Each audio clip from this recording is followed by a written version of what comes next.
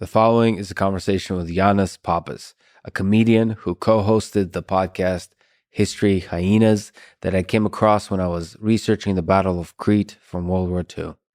He and his co-host were hilarious in their rants about history and about life. The chemistry they have is probably the best of any co-hosted comedy podcast or even podcast in general that I've ever heard. As of a few weeks ago, unfortunately, History Hyenas is no more, at least for now, because all good things must come to an end. But Yannis hosts a new podcast called Long Days with Yannis Pappas, plus he has a comedy special on YouTube for free. Quick mention of our sponsors, Wine Access, Blinkist, Magic Spoon, and Indeed. Check them out in the description to support this podcast. As a side note, let me say that some of you have noticed that I have not spoken with too many computer scientists, physicists, biologists, or engineers recently. The reason has to do mostly with the risk aversion of many of these folks in the time of COVID, especially as they get closer to taking the vaccine. I'm tested several times a week, and still some people are just more willing than others to have an in-person conversation in these times. I only do these podcasts in person because I look for the possibility of a genuine human connection. I'm willing to sacrifice a lot for that. Maybe it's silly, but I look for the magic that Charles Bukowski writes about in his poem Nirvana. The magic that is somehow in the air on those rare occasions when two people meet, talk, and you notice that while on the surface you may be worlds apart, you're still somehow woven from the same fabric. I've had that with many guests. Jim Keller comes to mind, but many others as well. I'm an AI person. Machine learning, robotics, computer science is my passion. Trust me, I can't wait to be having more technical conversations again, but I will also continue to mix in comedians, musicians, historians, and of course, wise, all-seeing sages like Yannis Pappas and Tim Dillon, just to keep it, as Tim likes to say, fun. As usual, I'll do a few minutes of ads now. I try to make these interesting, but I give you timestamps because I value your time and listening experience, so you can skip, but please still check out the sponsors in the description. I'm fortunate to be able to be very selective with the sponsors we take on, so hopefully if you buy their stuff, you'll find value in it just as I have. Click their links in the description. It really is the best way to support this podcast. This episode is sponsored by Wine Access, online store with expertly selected wine. I love it because it lets me explore wines. Steak, red wine, and a good conversation with a good friend is my idea of a perfect evening. My current recommendation is and here I tried to pronounce an incredibly beautiful sounding wine, 2017 Segezio Family Vineyards Old Vine Zinfandel from Sonoma County. There's a lot of fascinating things about this wine, including the fact that it comes from small grapes that apparently intensified the flavor. I don't know about all that, I just know it's delicious. To me, there's something about wine that creates a certain kind of atmosphere. You know, without COVID, the plan actually for me was to go to Paris, to meet a few people there and also to record a few conversations. And, you know, outside of all that, just meeting certain kinds of strangers over some good food and good wine in Paris, I think is something I looked forward to for a long time. There's few things I enjoy more than connecting with cool people over a bit of alcohol. Anyway, get 20% off your first order when you go to wineaccess.com/Lex. The discount will be applied at checkout. That's wineaccess.com/Lex to see my wine picks and to get the discount.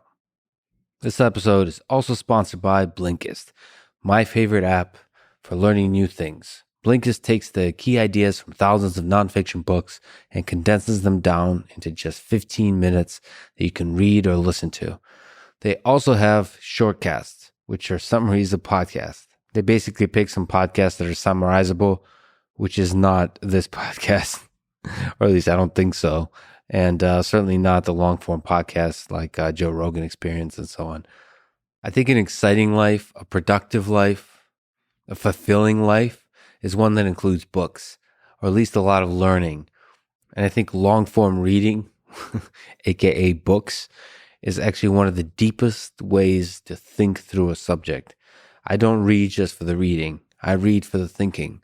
So Blinkist is almost like an introduction to the book. And the book itself is a deep dive and a chance to really think. Anyway, go to Blinkist.com/Lex to start your free 7-day trial and get 25% off a Blinkist premium membership, which is what they want you to get. That's Blinkist.com/Lex. Go there now. This episode is sponsored by Magic Spoon, low-carb, keto-friendly cereal. It has 0 grams of sugar, 13 to 14 grams of protein, only 49 grams of carbs, and 140 calories in each serving. This month, they're bringing back the OG blueberry flavor. My favorite flavor is still cocoa, but blueberry is pretty good too. And there's some good news for our Canadian friends up north. They now ship to Canada too. In fact, I'm quickly making a bunch of friends in Canada, and I definitely need to travel to Canada soon. One of my favorite cities is Montreal, but I also need to go to Toronto and also a bunch of smaller towns as well. In the machine learning space, in the computer science space, physics as well, there's so many brilliant people over there. I just love Canada, so I can't wait until COVID is over and we can travel again and meet some cool people again. Anyway, Magic Spoon has a 100% happiness guarantee. So if you don't like it, they'll refund it. Go to magicspoon.com/Lex and use code Lex at checkout to save $5 off your order. That's magicspoon.com/Lex and use code Lex. This episode is also sponsored by Indeed, a hiring website. I've used them as part of many hiring efforts I've done for the teams I've led. The main task is to quickly go from a huge number of initial applicants to a short list of great candidates. I've been in the process of hiring a few folks to help me out with this little side project of mine with the podcast and the videos and all those kinds of things. But if I decide to also go on that old, painful entrepreneurial journey, I will definitely need to be hiring in a whole nother scale. And it's, of course, obvious to say, but the most important aspect of creating something special is hiring the right kind of people to create that special thing with you. And I'm not just thinking about what's good for a business. I'm just thinking about happiness and fulfillment. There's few things as awesome as working on a team where all of you are rowing in the same direction, and it just feels good to wake up in the morning and look forward to the day, because there's just a right combination of passion and excellence to where you just might get a chance to create something special. Anyway, right now, get a free $75 credit at Indeed.com/Lex. It used to be /Friedman. That still works, but they made it easier with the /Lex. Indeed.com/Lex. That's their best offer anywhere. Get it at Indeed.com/Lex. Terms and conditions apply. Indeed.com/Lex, because they have lost all faith in your ability to spell Friedman. This is the Lex Friedman podcast, and here's my conversation with Yannis Pappas.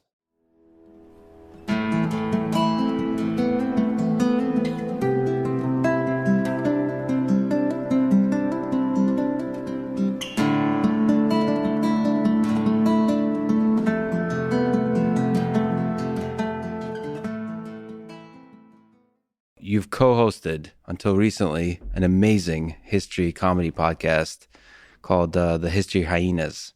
So you're a bit of a student of history. Yeah, an F student of history. F student? Yeah. Okay, I thought it was more like a D-. D-, yeah. Okay. Still got to repeat the grade if you get all D-. I actually had a .67 GPA average my freshman year, and I had to do it again. This podcast is going to be the spectrum of human intelligence. It runs the gamut from there to here. Yeah. So this is going to set the low bar. I'm barely sliding into human. I'm closer to chimp. And I bring that up that you're also friends with the powerful Tim Dillon. So let's talk about power and the corrupting effects of power. Sometimes I look at Tim Dillon as he grows in power. Oh, I thought you meant in size. Size, I think they're correlated. Yeah. I saw him. I've been in Austin a couple days. I saw him once. We had 8 meals in one day. 8 meals. Yeah. So I feel like I've been here longer than I have just because of the meals with Dillon. Kid likes biscuits and barbecue. Okay. So he's more like, I was imagining Putin or somebody like that. He's more like the North Korean dictator. Okay. Yeah. All right. They get along great, those two. Yeah. They would get, I mean, Tim Dillon and King Jong-un would be like, they could make like a buddy cop movie. They would get along like Lethal Weapon. That would be a good pitch movie. Great podcast. Yeah, that would be a great podcast. Yeah. So much to talk about. So many similar ideas about the world. So what do you think the world would look like if Tim Dillon was given absolute power? He seems like a person that's an interesting study of the corrupting effects of power. Yeah, you don't want to give him power. I don't even want him wearing a suit. Like, I want a guy who's as thoughtful and educated as you wearing a suit. Like, because, suits corrupt you. You put that suit on, you start feeling that power. Definitely. It's like, I don't even want Tim Dillon in a suit. He would kill people. He'd get rid of anything that he deemed. I mean, if you made a lobster roll and it wasn't up to Tim Dillon's standard, he would have you executed.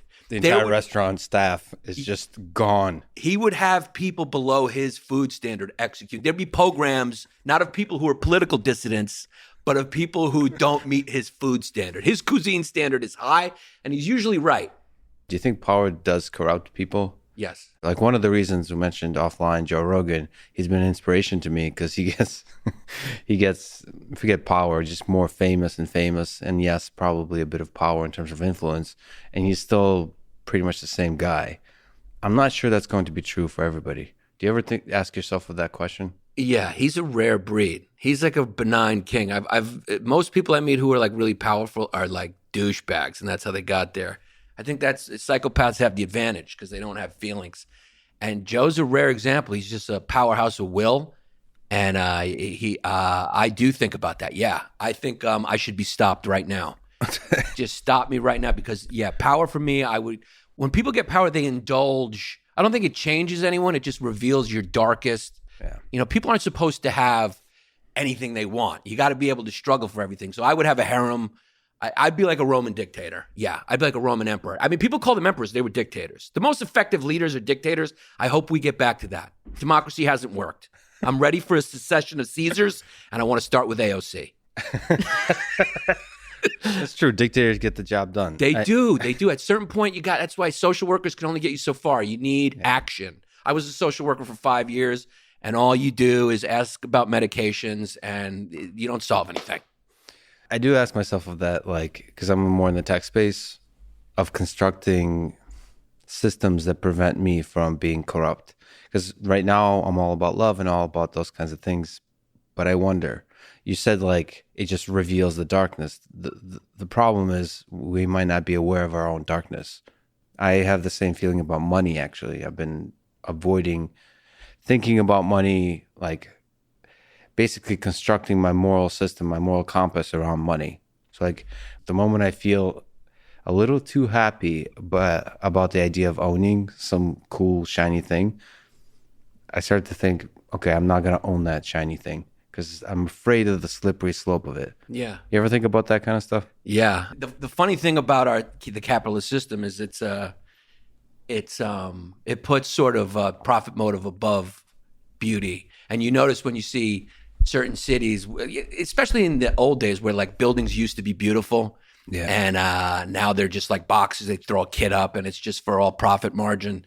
It's the illusion of permanence that it's like, oh, let me get as much money as I can. You're like, yeah, my dad used to say, everyone. It's a cliche, but you can't take it with you. So it's kind of it's comical to me that we're here trying to get this infinite amount. Like it's like Sisyphus. We're all trying to climb this hill, but I mean, the rock's going to fall on us. So I think that's a healthy outlook. Yeah. My dad always used to say before he passed, he would say, you have to survive not only physically, but you have to survive emotionally. I think a lot of people forget about the emotional part of survival. You have to survive emotionally, and humor and understanding reality in its objective context helps with that. Accepting reality as this ephemeral thing that you're really just a part of, but not as significant as your ego wants you to believe, is a start. That's a good foundation for surviving emotionally.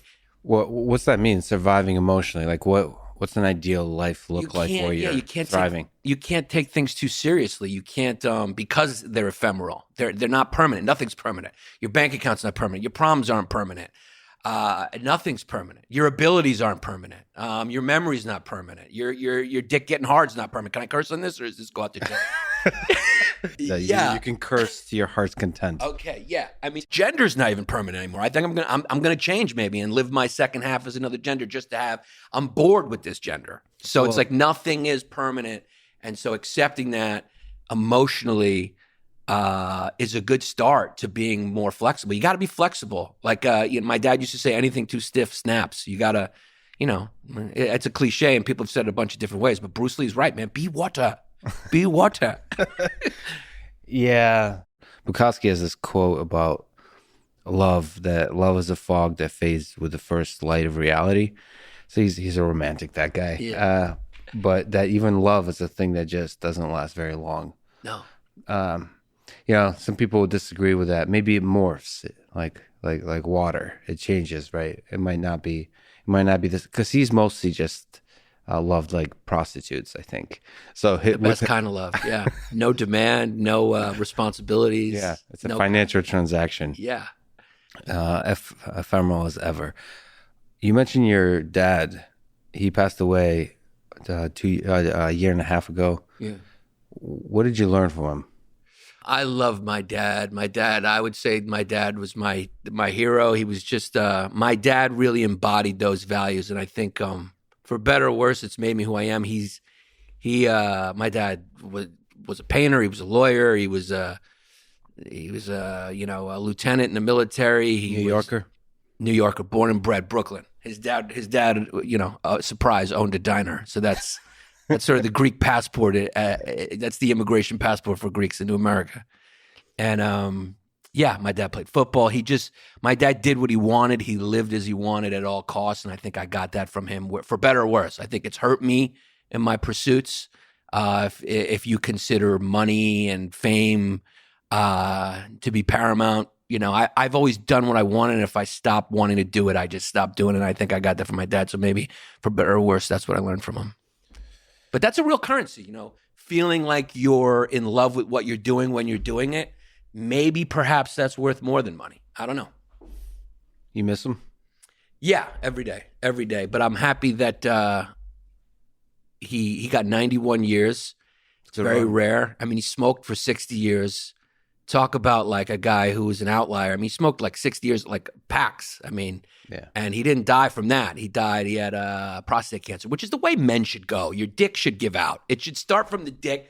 I mean, we focus so much of our life on the dick that's a successful life. And that's why every man eventually gets prostate cancer, because that is the universe's way of saying like the thing you focused on the most is you put the most energy into is the thing that's spent. And it's your rotting is gonna start there. So that's a successful life.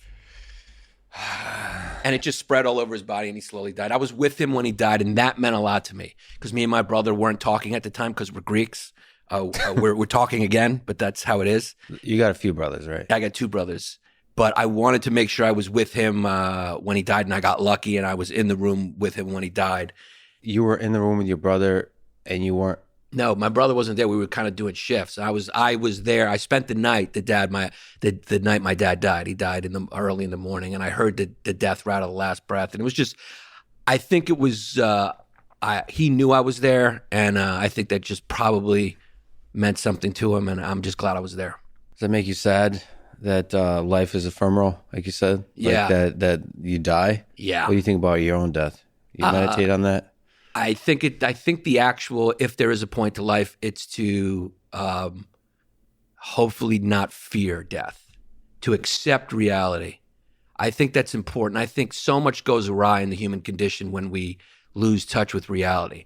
Every political system that's led to mass murder and everything, I think because the tenets of those political philosophies ended up being utopian. They were detached from reality, detached from nature. And so I think it's very important to accept and acknowledge your own mortality. I think it's the foundation for what makes a good person, a moral person, a contributing member of society, because it's true.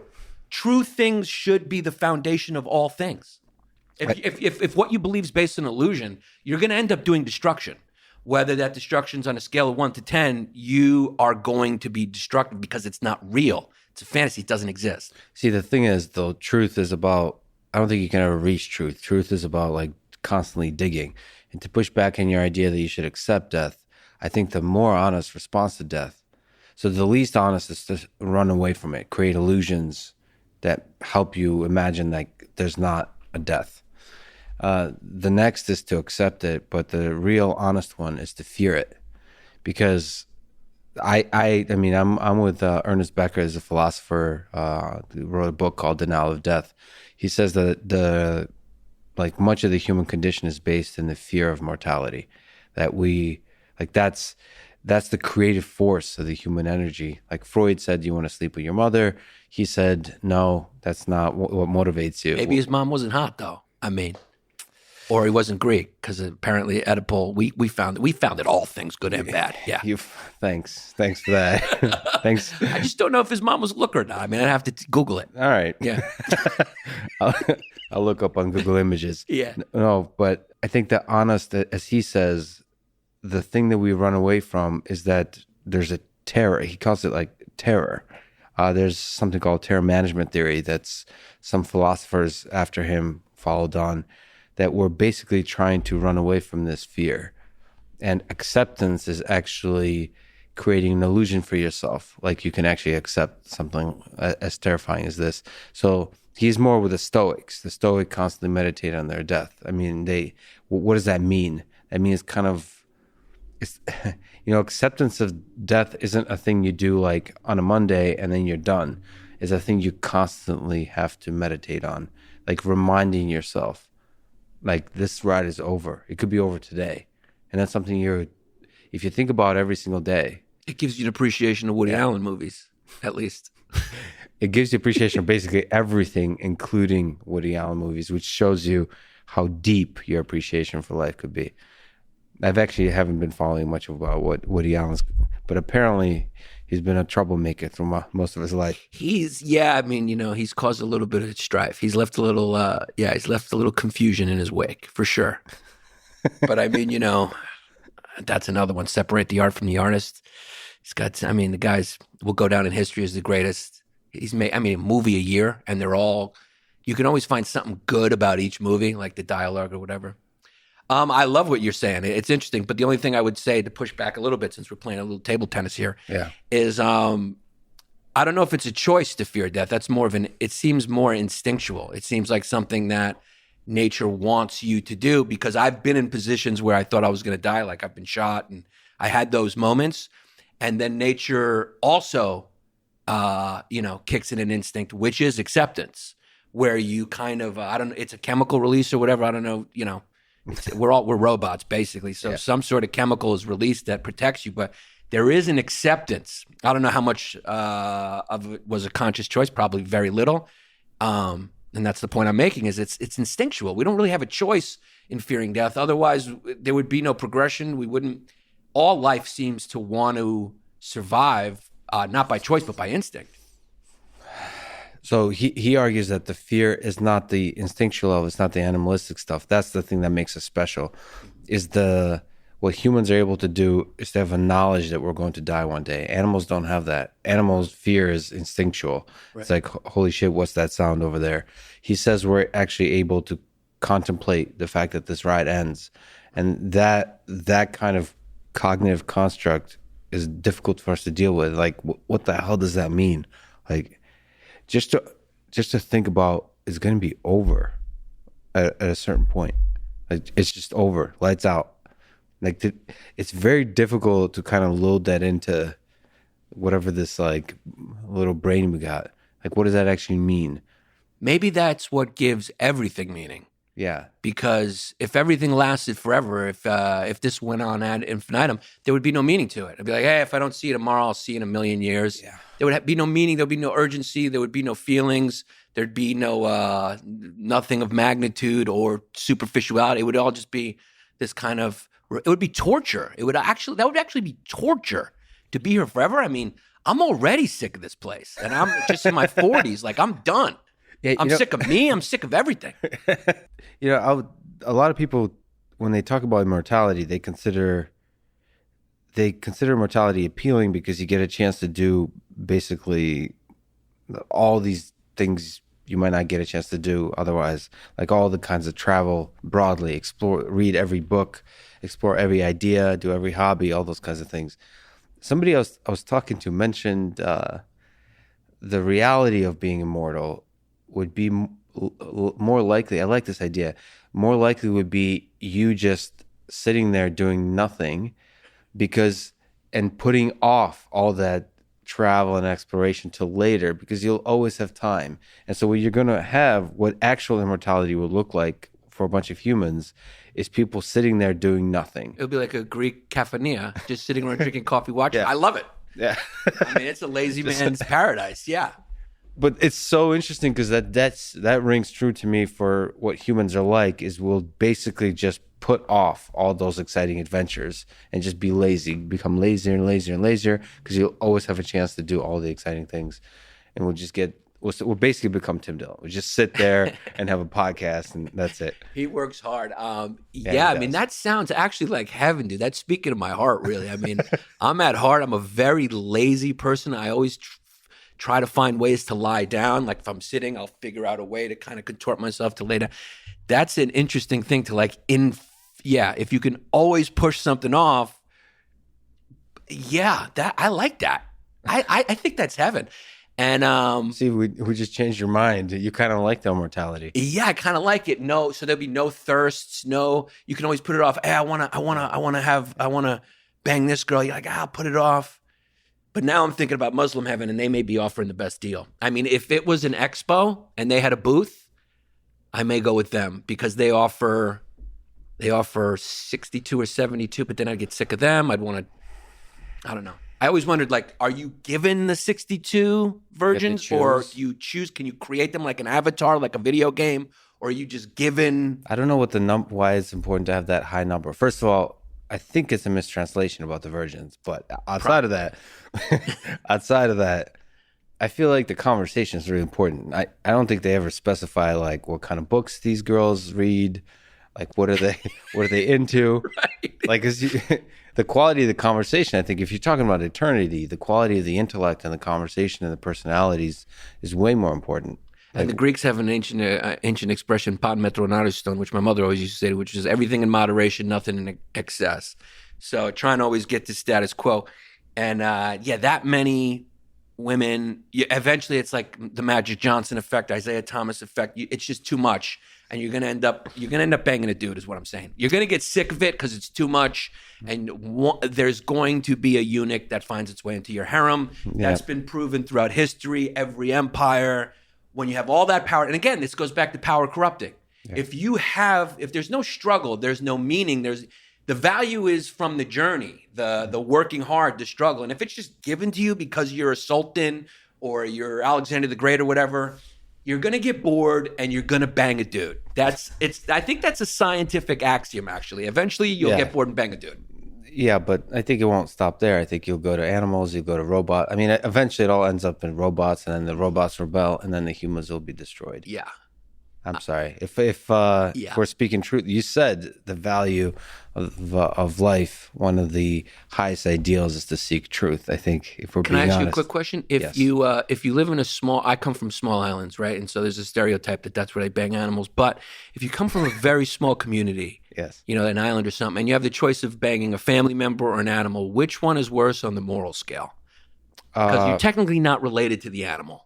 Right. This is interesting. I mean, all of these are human constructs, these ideas. But yet, for me personally, taboo would be more taboo to have sex with a family member. Yeah. I mean, okay. It's good to know where you stand on that. I think your viewers, that if they didn't know they had that question, they just learned a little bit about you, and now I know. I look forward to the internet clipping that out. Yeah, I mean, there is. Listen, in some outside of that, I do think about that a lot. It sounds ridiculous about morality connected to animals in terms of all the factory farming and so on.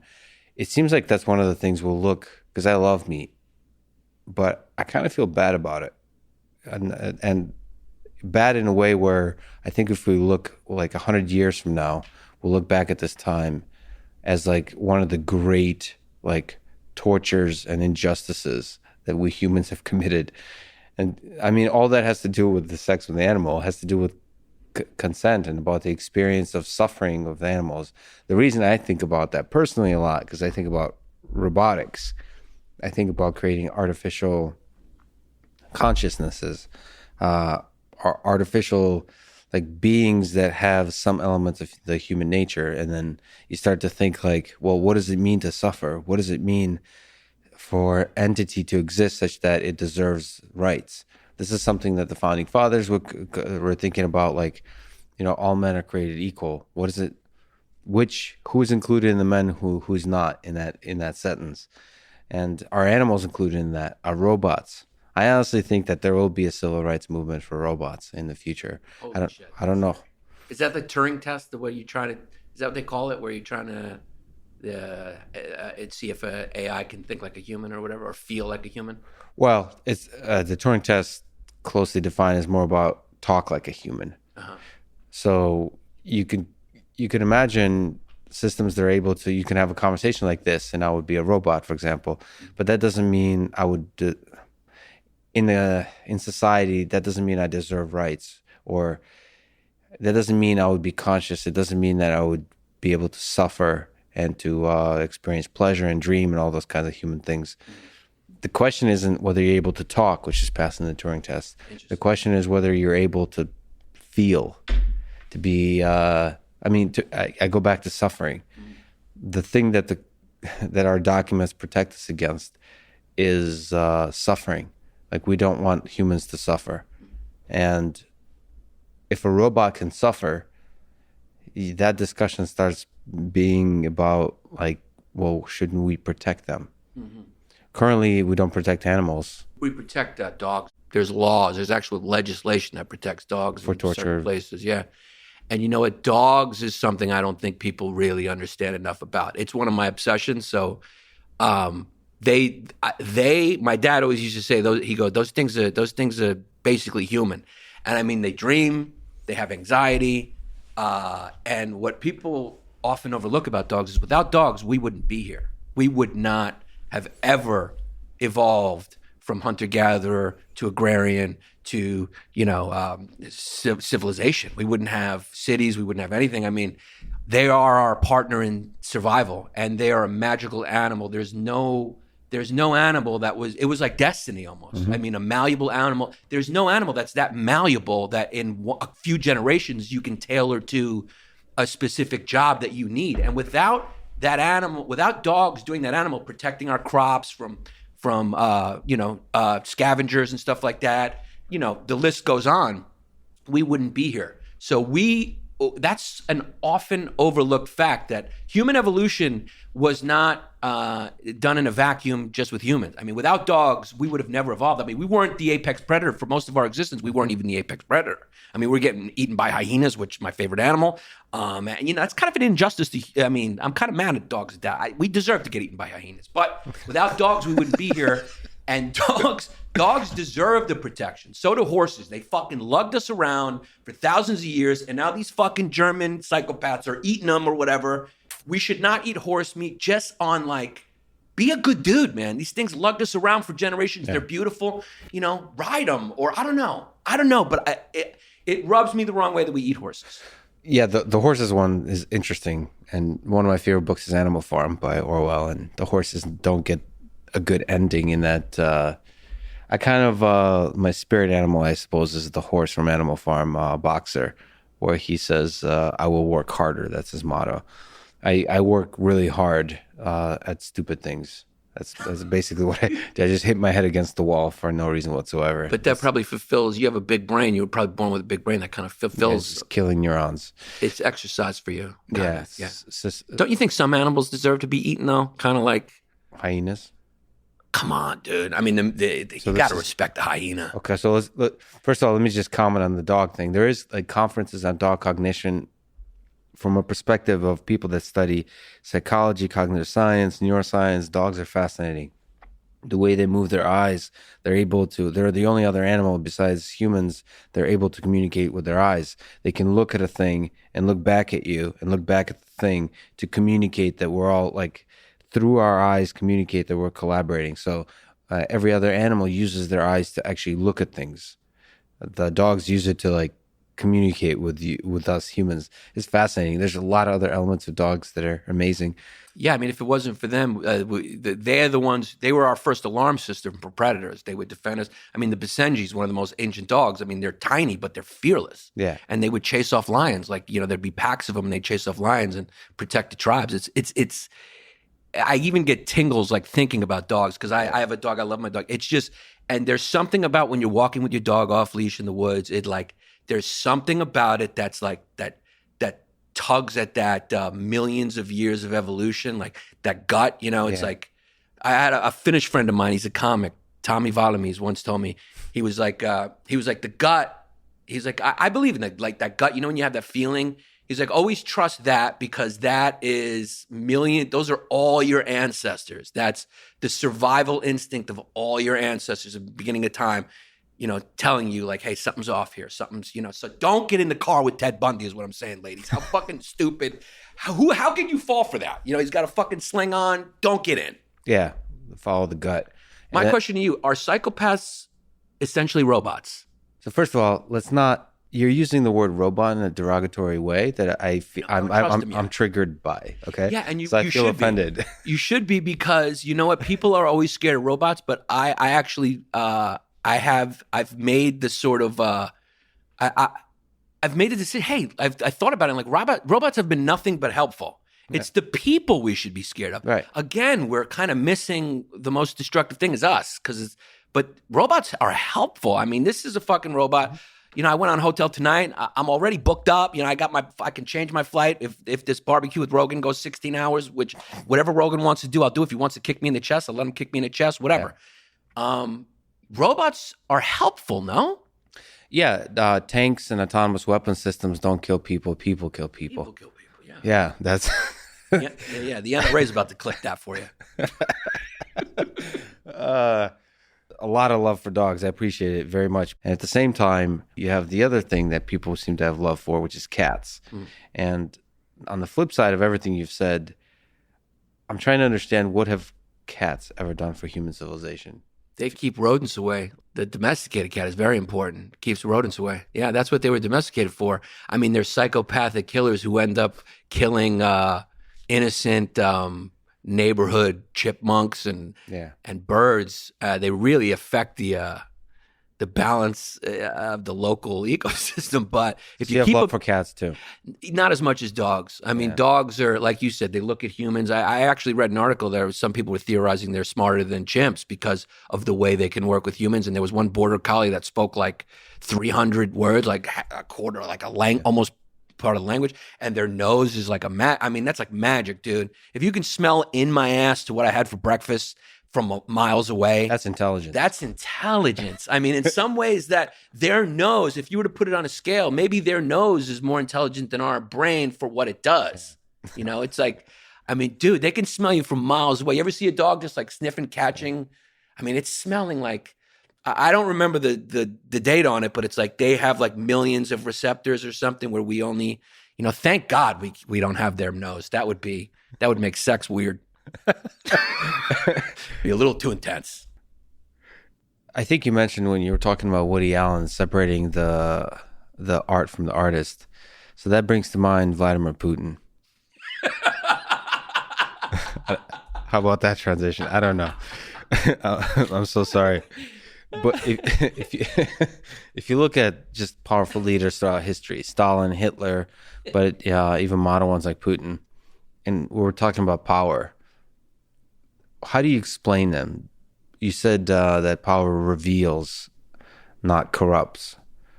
But do you think there's some element to which power corrupted Hitler, power corrupted Stalin after he gained power? And the same with Putin.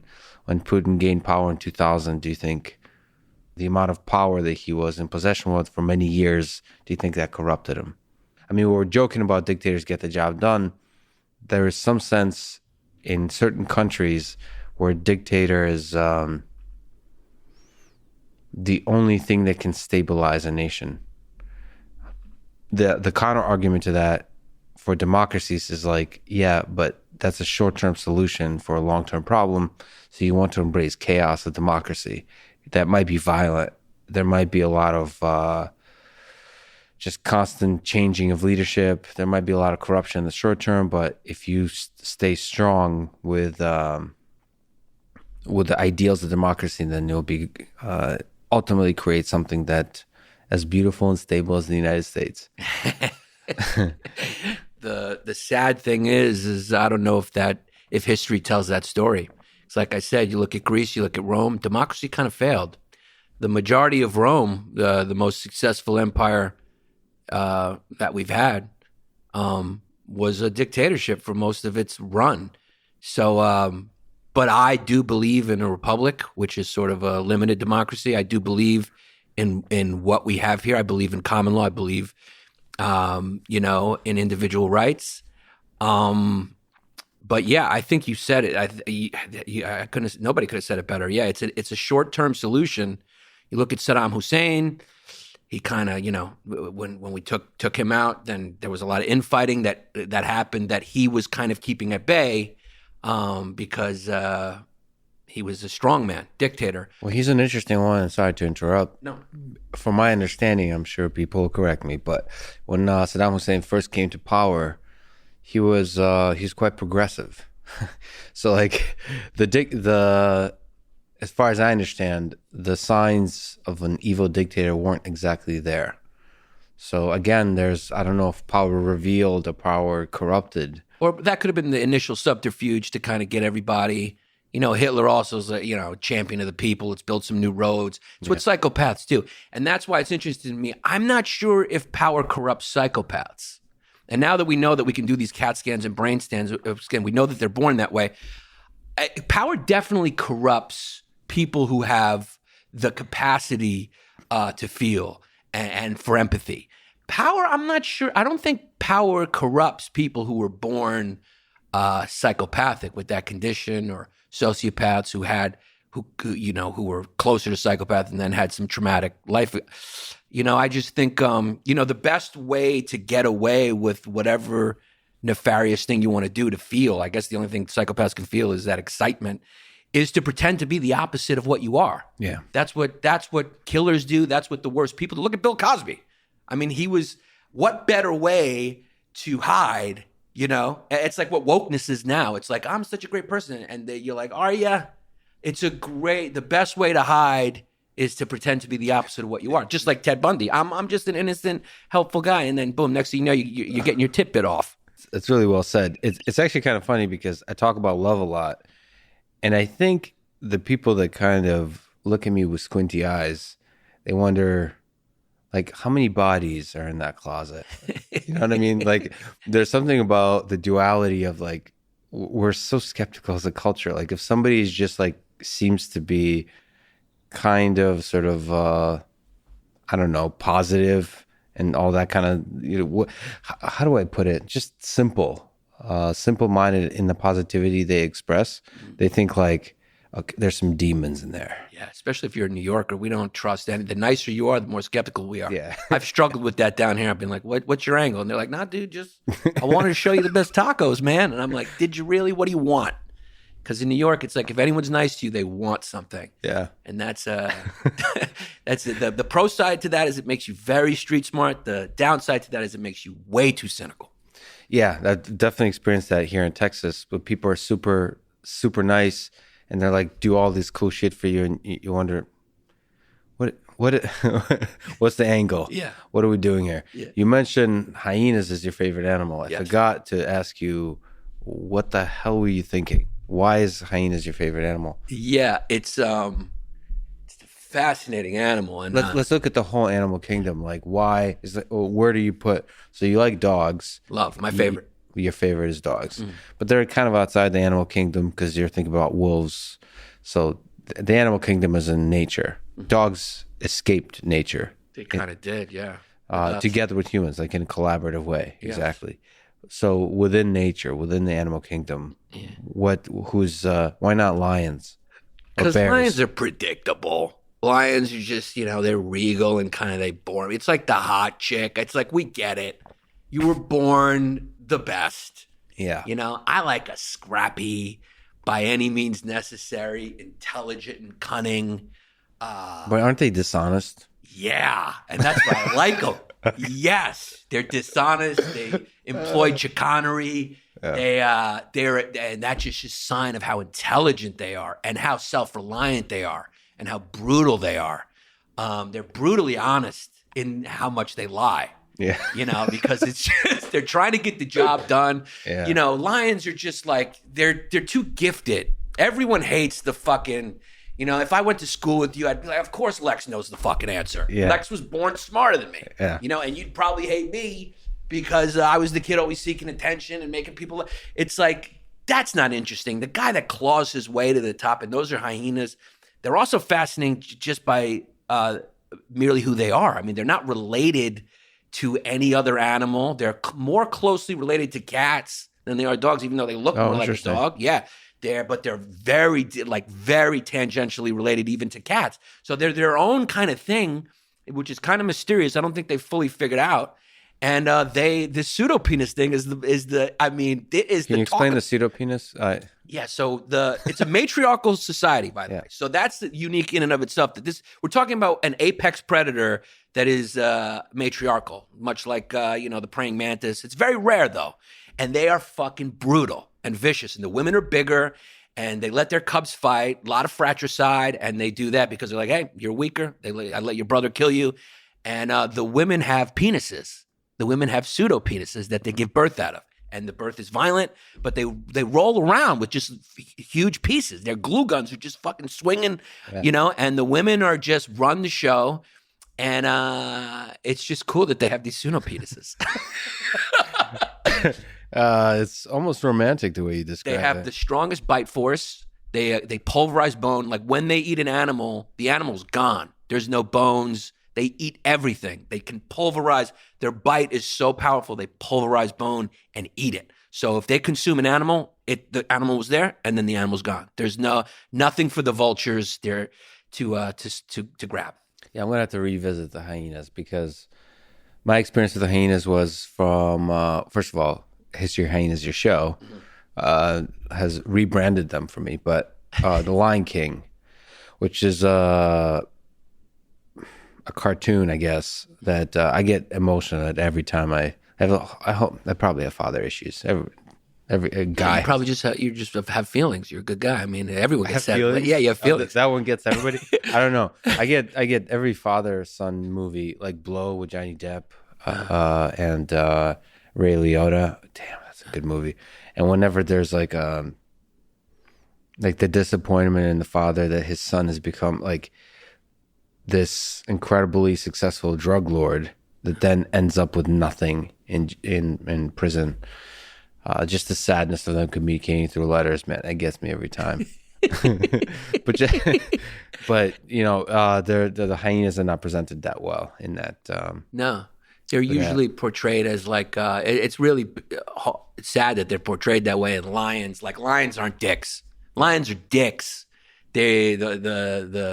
The alpha lions will kill the cubs of another rival. They do all types of dick shit. Yeah. And it's the hyenas are more interesting. Like they'll just roll in. Like a hyena will like you said, they'll lie. Because when you watch the Serengeti, animals will hang out with each other. They're like by water. So one hyena will just kind of roll in and pretend like it's not hungry, and then bang. They'll use any means necessary to take an animal down. Lions will just use brute strength. Hyenas use cunning. And you can even go on the internet and find memes of this where hyenas will grab the big animal by the balls and just will sneak up behind it and bite its balls. And you'll watch an animal 10 times the size of the hyena just slowly go down. It's brutal, but it's fucking hilarious. So I think that's I don't know if you follow the channel Nature's Metal. That I do. That one weighs heavy on me. With the hyenas and the balls, it's tough to intellectualize it. It's tough to think that the entirety of life on Earth has this history of predators being violent, just the murder that we come from. Yeah, it's crazy. Just like we were talking about meditating on death. I keep following and unfollowing that Instagram channel because like sometimes it's too much. Like I can't continue with the day after like seeing the brutality, the honest brutality of that. I don't know how to make sense of it. It's important to acknowledge, I think, because that it's real. We do come from that. We evolved from that. It's important. We still do that. We're just hidden from it. You know, when you go to the supermarket and get your slab of meat, you know, you're so disconnected from where that meat came from. It came from that. And often that's uglier to watch than because there's some honesty. You know, the nature channels only show, that's why we have so much sympathy with the prey. And this is where I think, the same thing with mafia movies. They don't show what the mafia really does. They glorify the good parts. That's why I like State of Grace, because it's really just shaking down old people and fucking being dicks. It's not driving nice cars and being like, you know. So, and animal channels do the same thing. They only show when the cheetah gets it because that's the exciting part. But what most people don't know is that those predators strike out almost always. A majority of the time, the prey wins. And so if you saw that and put it in context, you might not hate it as much when the predator actually gets the little fawn or whatever, because it's so many fawns got away. It's so hard to capture your prey. And, you know, we don't have no documentary is going to sit around and show you the 99 times the cheetah didn't catch. Thank you for this perspective. Murder is difficult. So like this is they never talk about for people who murder how difficult it is. Like it's tough. You know? To trap somebody, to convince them to come back to your place. Give it some respect. Put some respect on Ted Bundy's name. Yeah, it's not easy to convince somebody to get in your Volkswagen Beetle and the cleanup. And then you have to kind of plan ahead because you want to keep doing the murder, mass murder. You got to learn how to saw them up, put them in duffel bags, bury. You got to learn how to dig. You got to learn how to hide. You got to learn to lie. I mean, it's a lot that goes into it. Yeah, that we need to put a little respect on. Yeah, and you have to figure out which tools work the best for the sawing and all those kinds of things. So thank you for the perspective. That's what I was hoping it would bring to this table. That's what I'm here for. Yeah. So you got a little bit of Greek in you. One of the episodes on History of Hyenas, you talked about the Battle of Crete, where the Greeks, your people, in 1941, in the early stages of the World War II, is one of the most epic battles of the war. In fact, in 1941, in a speech made at the Reichstag, Hitler paid tribute to the bravery of the Greeks, saying, "It must be said, for the sake of historical truth, that amongst all our opponents, only the Greeks fought with the endless courage and defiance of death." So, okay, what do you make of this battle? What do you make of the spirit of the Greek people? This is one of the closest things to me because my mother was actually on the island of Crete during this. The first aerial invasion in history. A lot of people don't know that. So this is a very significant battle. First time there was an invasion from the sky. And my mother was a little girl, and she lived through 4 years of Nazi occupation there. So my mother was a human rights lawyer and everything, but she just always hated Germans. It's just what it is. She hated Germans, and she never got over it. So the most progressive, open-minded woman just could not get over this. It's a monumental battle that a lot of historians, in retrospect, have now looked back on and said, because the Nazis, first off, you got to take it back to when Hitler instructed Mussolini, because let's be honest, Mussolini was Hitler's bitch. You know what I mean? It was like, if it was Fantasy Island, Hitler was the fucking, and Mussolini was boss the plane guy. Mussolini ever say no to Hitler? Or even maybe? It's always like, yes. Yes, yes, we will do it. And it's like, you have to take Greece. And so, so Italy being much bigger than Greece. Greece is a tiny country, 10 million. So Italy invaded Greece, and Aki Day is a big holiday for Greeks. And this speaks to the spirit. Greeks infight until we have a common enemy, and then we unite. You see it throughout history. Sparta and Athens. You see it in Greek families where the brothers will fight. But then as soon as we have a common enemy, we unite. And maybe it's an overactive brain. We think too much, our tradition's philosophy, and we overthink things, and we fight with each other and take things personally. We're also passionate. But when Italy said, hey, we're going to move troops through, Greek said Aki, which means no. And that was, and then Italy attacked. and we beat the shit out of them. A much bigger country, much more well-equipped country. Greece beat the shit out of them, kicked them back into Albania. Actually, not only repelled them, actually like conquered some ground in Albania, pushed them back. And then Hitler was like, fuck, I was planning my march to Russia, but I have to go down, because he basically said to Mussolini, like, he basically bitch slapped him, like Fredo, like, I got to do this myself because you're such a fucking bitch. Yeah. So then the Nazis invaded Greece. Obviously, they took the mainland with fight and shot out. The Greeks never give credit to the British and New Zealand and Australian troops that were there. They were a large part of this, the majority of it. But the Greeks fight, dude. Civilians. I mean, they fought. The Ottomans were there 400 years. You go to Greece now, there's no evidence. There's virtually no evidence of them ever being there. That's the Greek spirit. Kick them out, and we kicked out hummus too. So it's like your culture's gone, you're gone. Because Greeks are, it's philoptimo. It's called philoptimo, and it's a real thing. Philoptimo is, there's very little you can't translate it, but it's kind of like honor, loyalty, friendship, altruism. It's you can't define it, but Greeks know it, and we're taught it from our families. It's a vibe, man. It's a Greek cultural thing, and we're an old culture. And philoptimo is what it's called, philoptimo, and it's love, it's passion, and it comes out. And so Hitler had to postpone his invasion of Russia.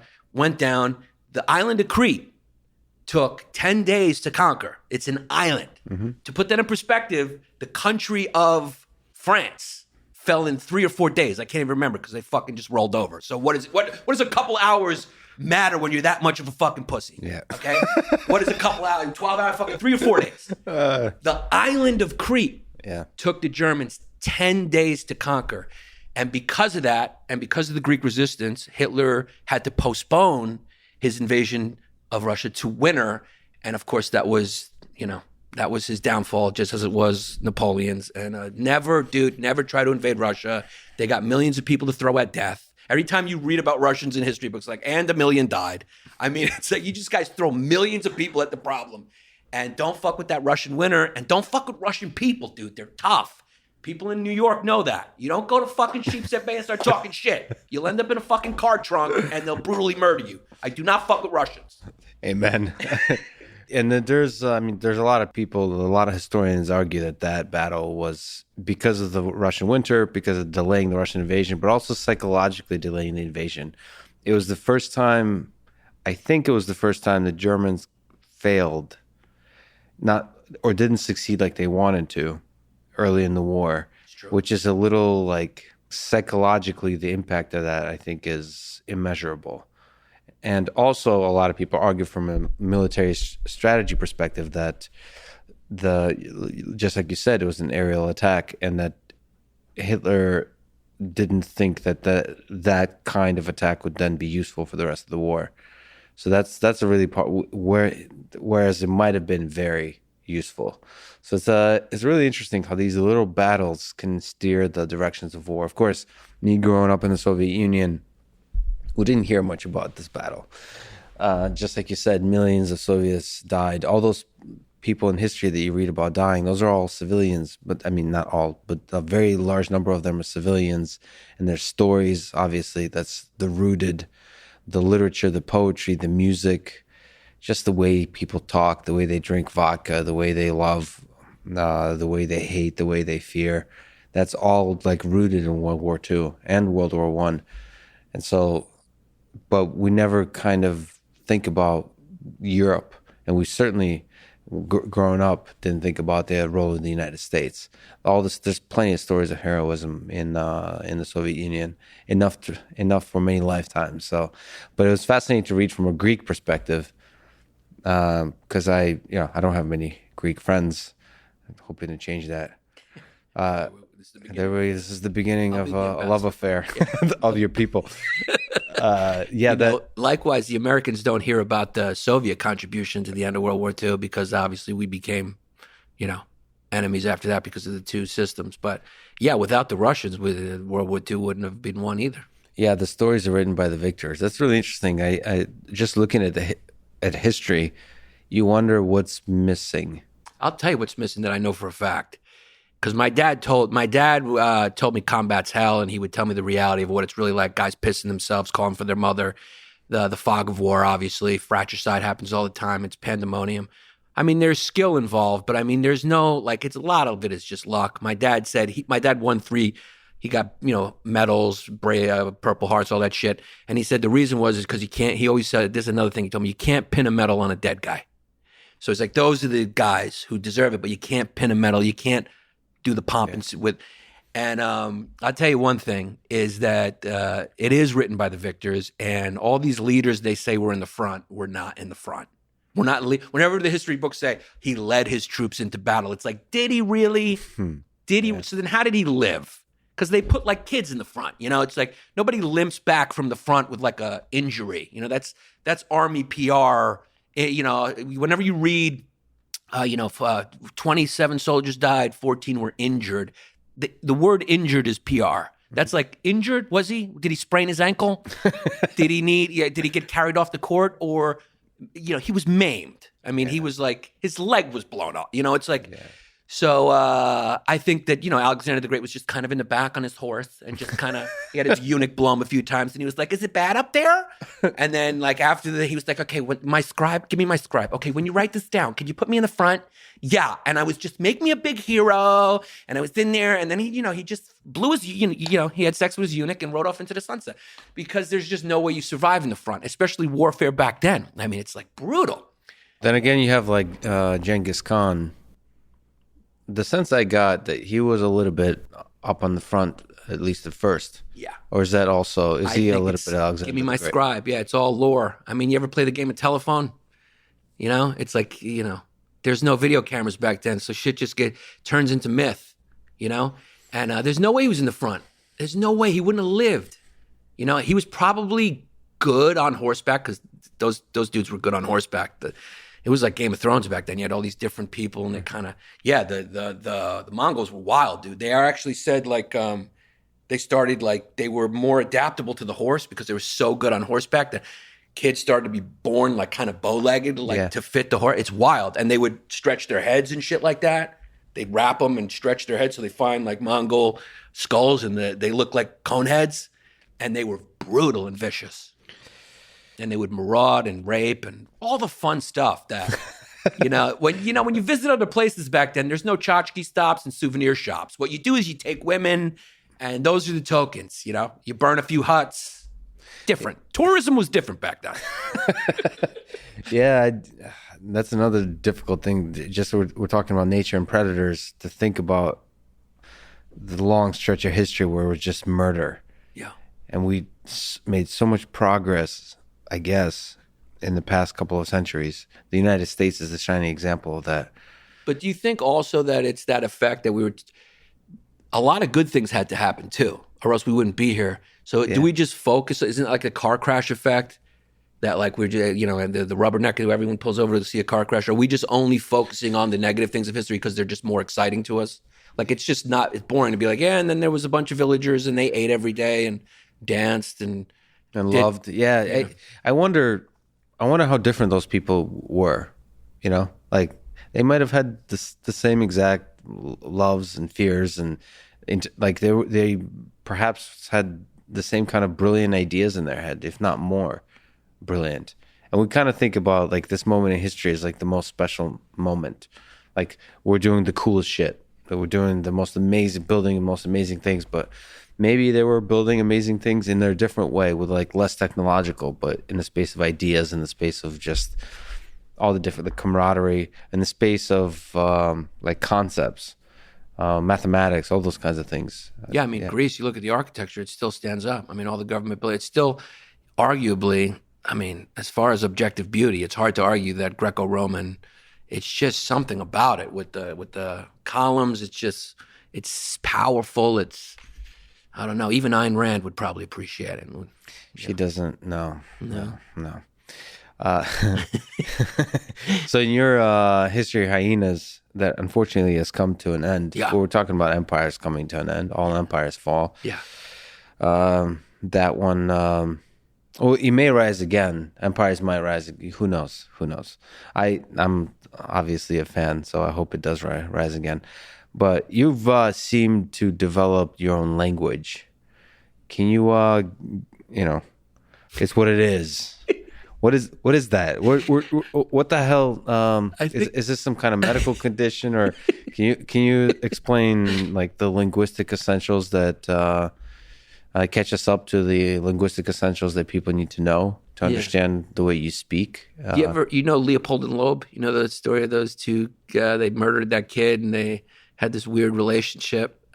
Anyway, it's an interesting thing to Google. Leopold and Loeb, these two guys who ended up murdering a kid because they developed their own language with each other and this own reality and this weird thing, and they wanted to know what it's like to murder a kid, and they murder a kid. It's a famous story in American lore and history or whatever.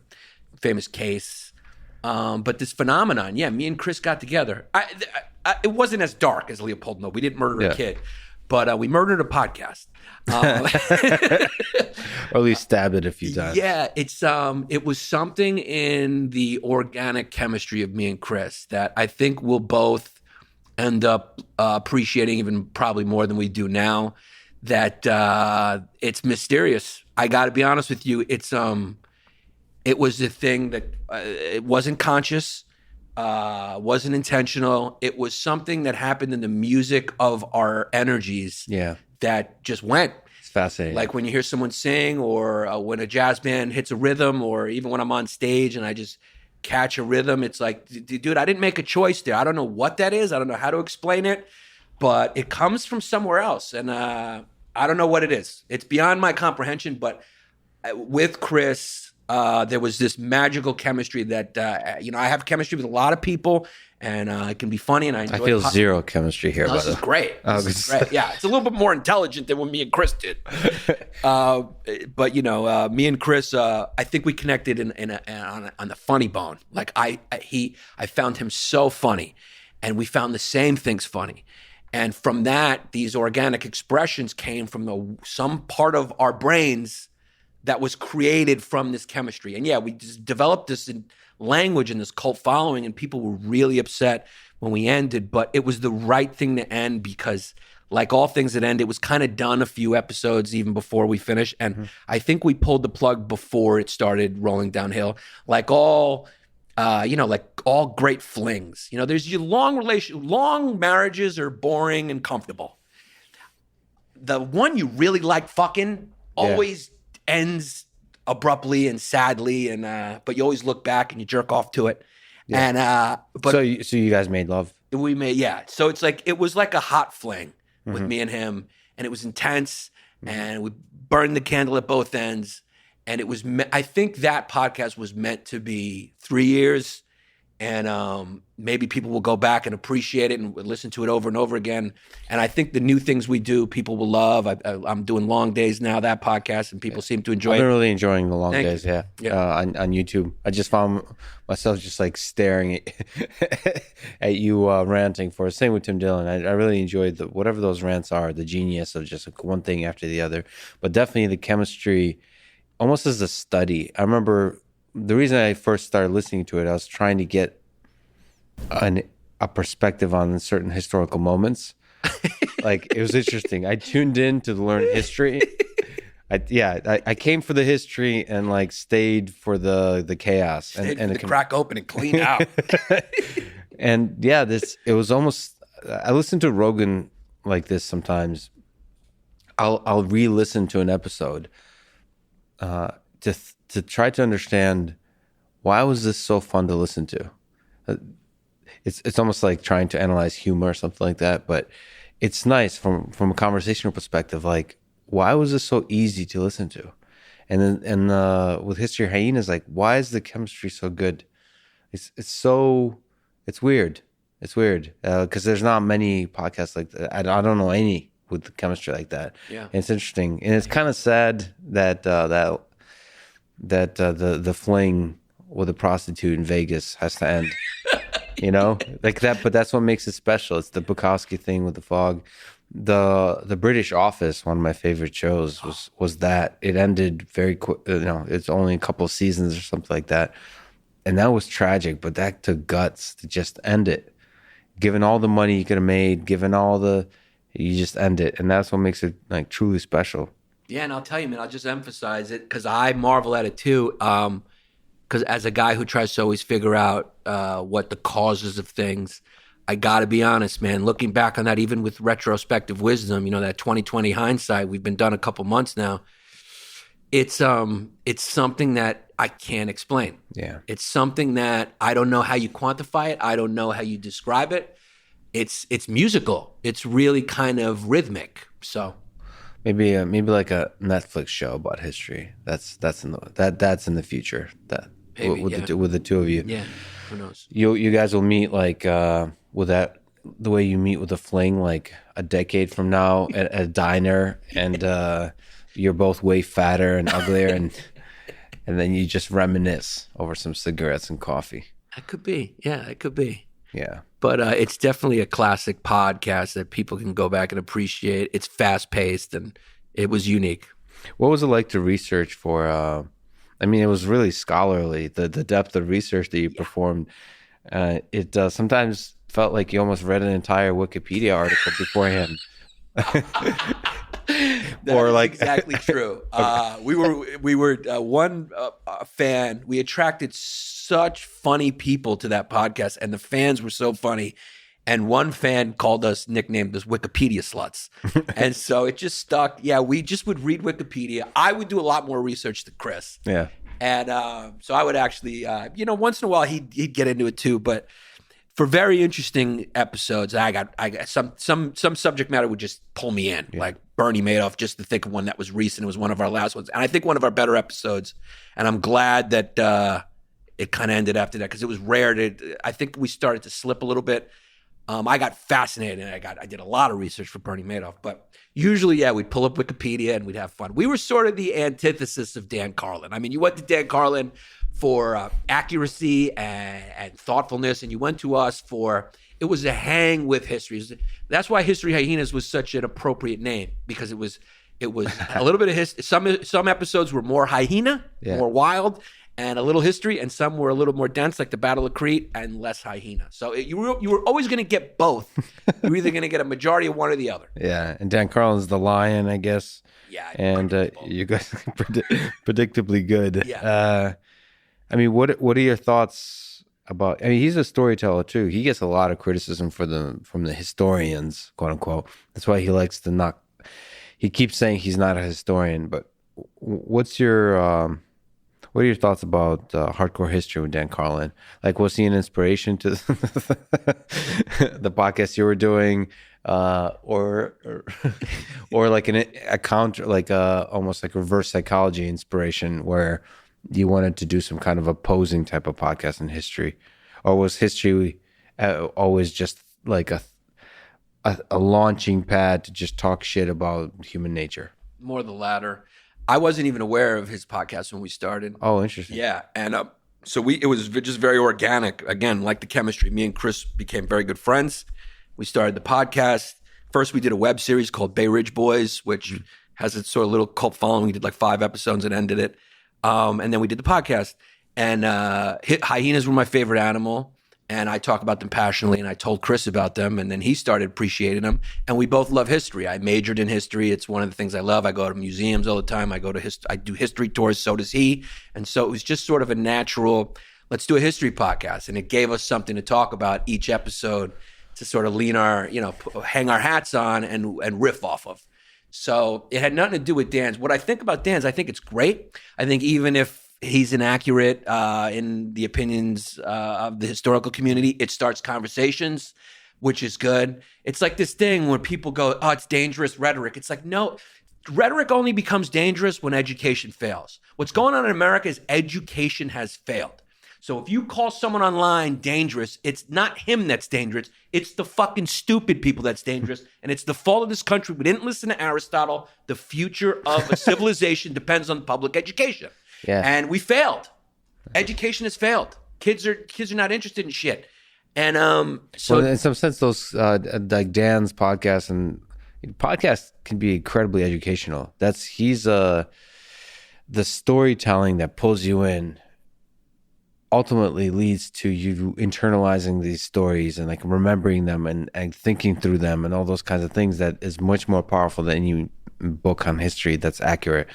I think often it inspires you to go learn more. So it's like, I know we did that. I mean, people would go, hey, I went and learned about this, because they knew with us there was no pretense, which was great, that we had no standard. So it's like nobody came to us for historical accuracy. But I was kind of turned on by the fact that it inspired people to go learn about this stuff, or to at least know, like Battle of Crete, like you said, a very underappreciated battle.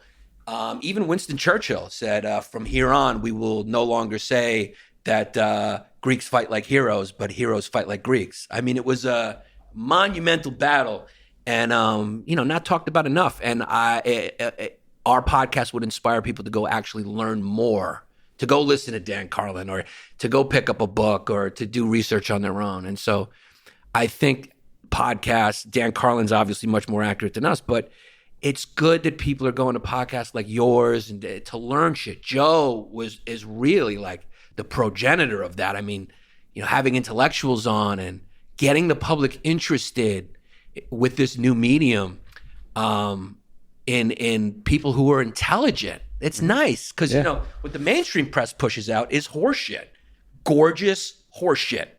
It's got a beautiful veneer but no substance, and so this is a nice pushback. Yeah, the authenticity of Joe's show. I mean, I started listening from the very beginning. Doing in grad school. I like a technical person, and he just pulled me in and made me curious to learn about all kinds of things, and use my own critical reasoning skills on some of the bullshit guests he's had and some of the most inspiring guests he's had. So teach you to think. Can you, I don't know much about Bernie Madoff. As a small tangent, can you tell me who the hell is Bernie Madoff? Oh, Bernie Madoff is the GOAT. The greatest thief of all time, dude. Hedge fund guy, ran a hedge fund and stole the most money in the history of America. I mean, a con artist. And people obviously, he's a household name because of the magnitude of his crime, but you got to appreciate what went into this and how long he was able to pull it off by tricking the smartest and richest people in the world. And brilliant scam. The con man is short for confidence man. And it came from, a con man, basically they exude confidence and they trick people by playing on their ego and blind spots. And the word comes from a guy, I can't remember where, but what he used to do, I can't remember the guy's name, whatever. You can Google it, con man. But it's very interesting. The first con man that is on record, what he would do, he would go to very rich people and he'd be very well dressed, right? And he'd go, I bet you don't have the confidence to give me your watch. Mm-hmm. And he would play on the egos of these very powerful and rich people, and they would give him the watch for some reason, some sort of reverse psychology bullshit. And he would take the watch and he would just steal it. Because basically saying like, you don't have the confidence to give me the watch because you don't think I'm going to give it back. And he would just take it. Yeah. So Bernie Madoff was a very sophisticated con man. And again, we were talking about people pretending to be the opposite of what they are. Bernie hid his thievery in how available he was to his clients, how he would show up at every bar mitzvah, every birthday. He was always available for their phone calls. And he played on their egos. He made it so people wanted to invest in him, like they were competing. He made it very exclusive. He wouldn't just take anyone. And there was a method behind that madness because he wanted the whales that wouldn't notice that he had this pyramid scheme going. And so what he would do is he would just rob from the richer, and it was like he'd pay back the richer with the guy who was a little less, and it was a pyramid scheme. And he was able to do it for so long and steal so much money. And he would win people over with the scheme, because with that scheme, he was the only guy who could guarantee like a 1% return, even during times of recession. And because he was such a good con man, he hijacked people's reasoning with his charm. Yeah. And that's what con artists do. That's what psychopaths do. They're so fucking charming. Yeah. They get you in that Volkswagen Beetle. Because if they use their reasoning for 1 second, they'd go, hey, nobody can provide 1% returns during recessions. Yeah. How the fuck is this guy doing it? I'll tell you how he's doing it. He's stealing from another guy to pay you. You fucking idiot. So charisma is essential to that. Maybe you can help explain something to me, something I have been affected by. I'm going to be way too loud for your listeners. There's going to be comments like, tell this guy to calm down. I'm sorry, I'm Greek apostolate. Yeah, we do. No, that's beautiful. I love it. This is something that I have been thinking about and have encountered indirectly is Jeffrey Epstein. And I have a sense, because of MIT, because of all the other people that have been touched, the wrong term, by Jeffrey Epstein, in the sense that literally touched, literally and figuratively. Yeah.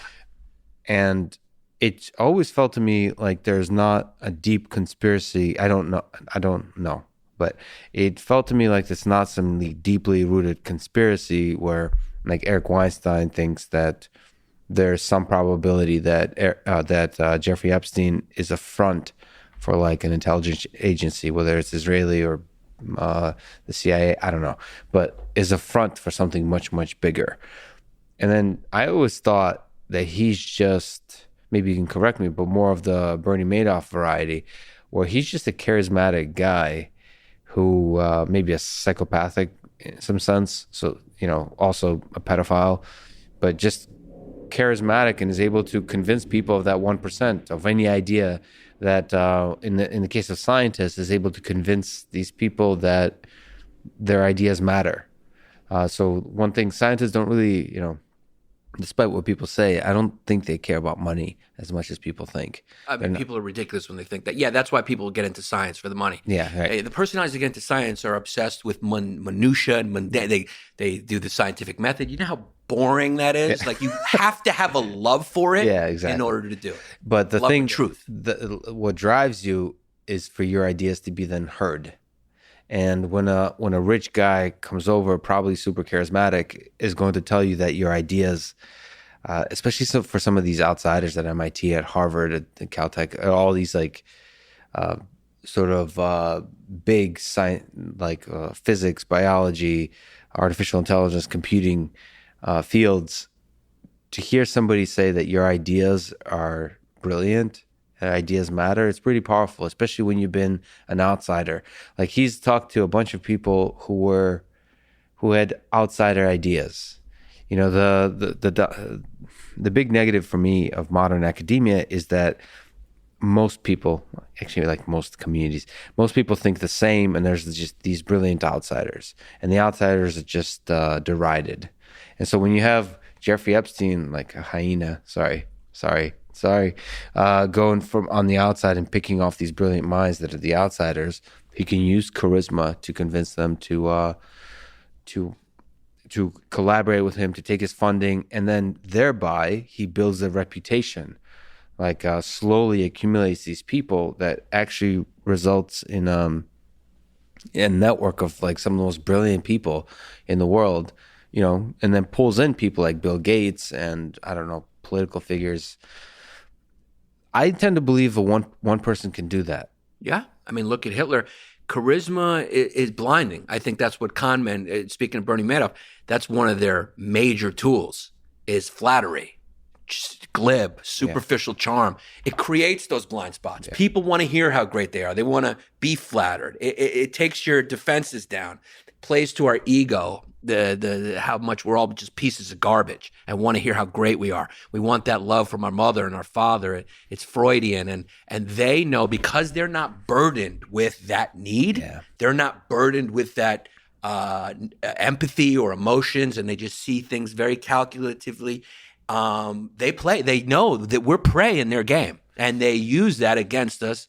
And that is why someone who is not that intelligent, like Hitler, can probably convince a lot more intelligent people, you know, and that's why we can't give Tim Dillon power, because, you know, he already stands on a stage. I mean, if we let that guy, I mean, he will just take over a country, and everyone who can't cook well will be eliminated. Yeah. So it's like, I wonder why he keeps complimenting me when we're in private. Exactly. Be careful. He looks at me, just I like your suit. I like the cut of your jib. Yeah, definitely. Yeah, you gotta be careful of that kid. He's Hitler. But it's crazy to think Clip about. Clip that, please, internet. I mean, Quentin Tarantino said it the best. I mean, in his script, personality goes a long way, dude. Yeah. I mean, personality can usurp common sense and reason of the smartest people. These absolute smartest people can be hypnotized. It's sort of like a sexy woman. It's like you can be tricked, because we have such a blind spot for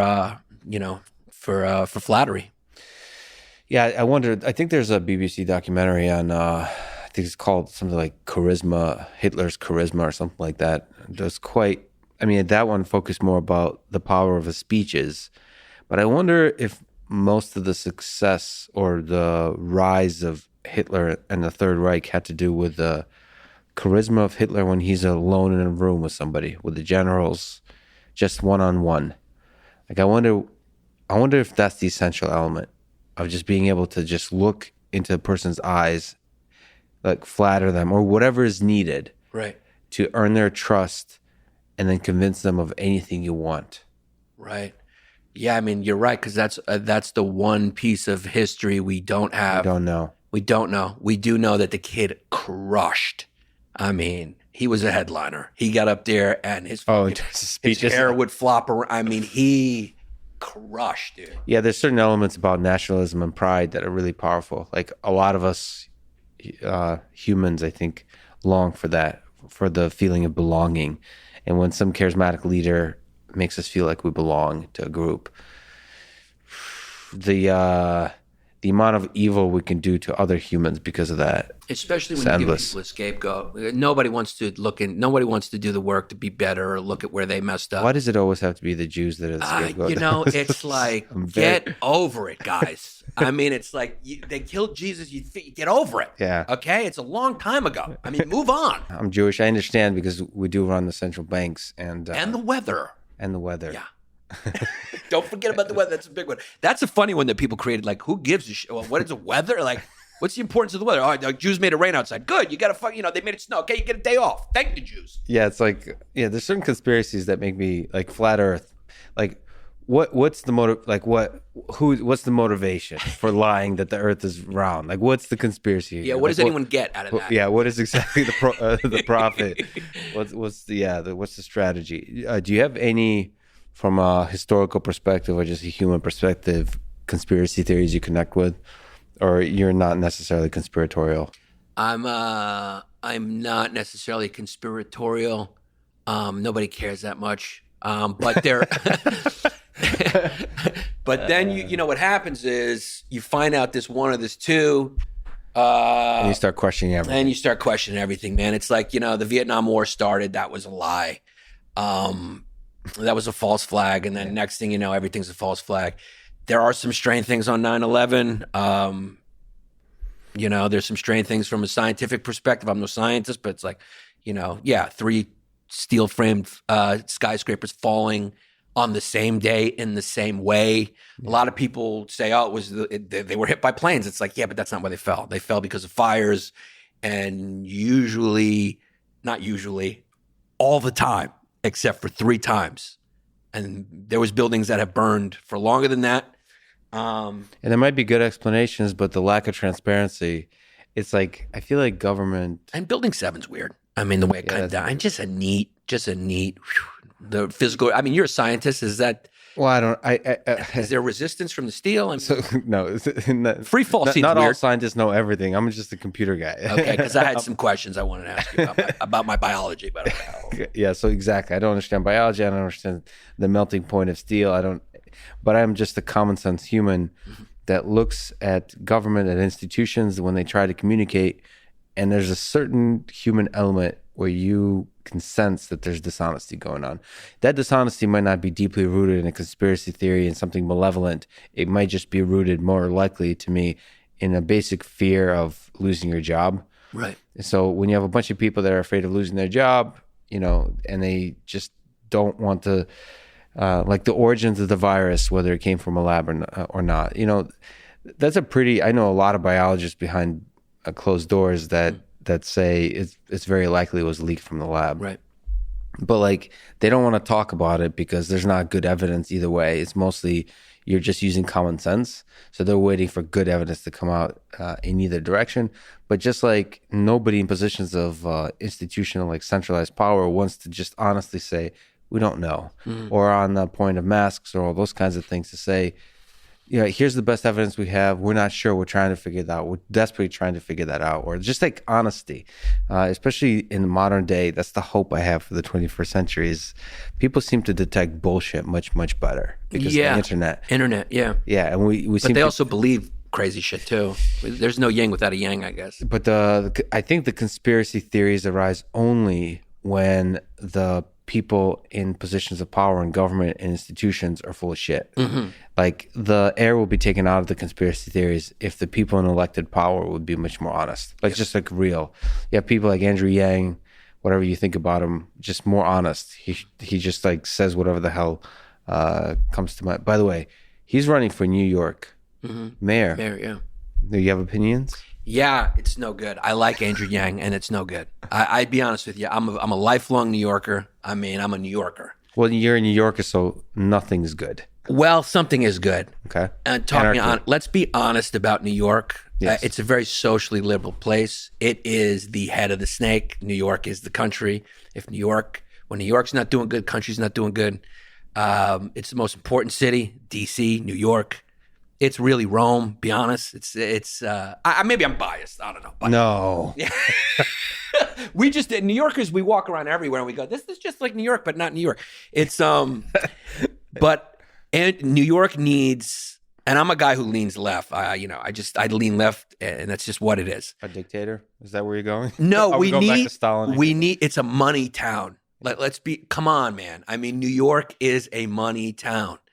And Wall Street, and then when AOC and her cronies at the local level rejected that Amazon thing, you're going like, what do you think makes cities?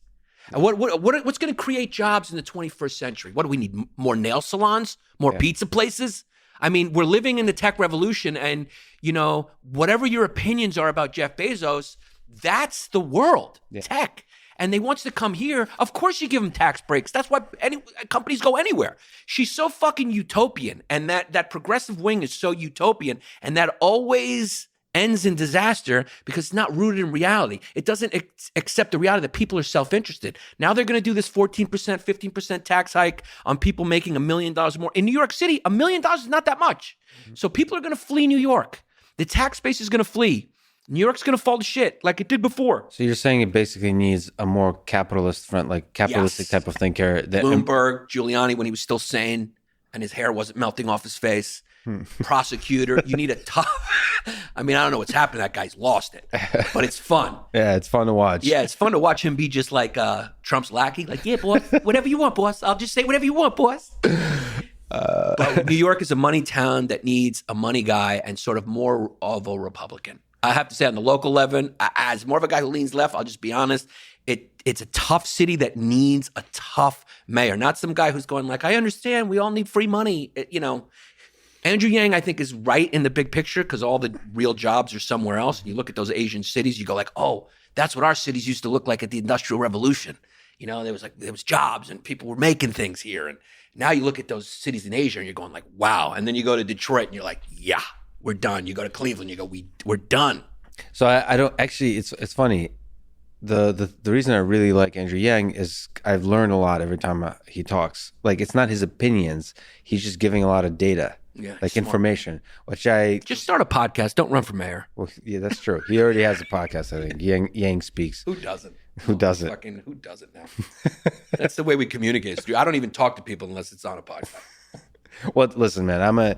I'm not going to criticize that because there is something like I talked to my dad on a podcast for 4 hours, and I'm not sure I would ever talk to him in the way we talked without the podcast. What does he do, your dad? Physicist. Oh shit! But like that episode out. Yeah, it's episode 100, and the way I recorded that podcast is I try to put my ego aside. It's actually really tough to talk to your dad, especially because you're giving him a platform.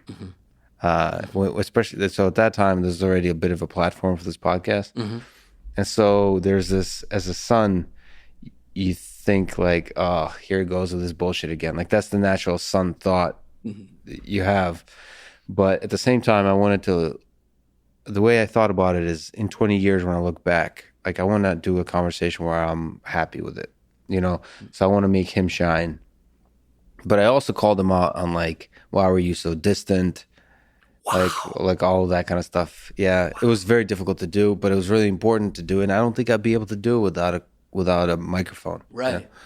Listen, how often do we sit there and just focus our attention, just look at the other person?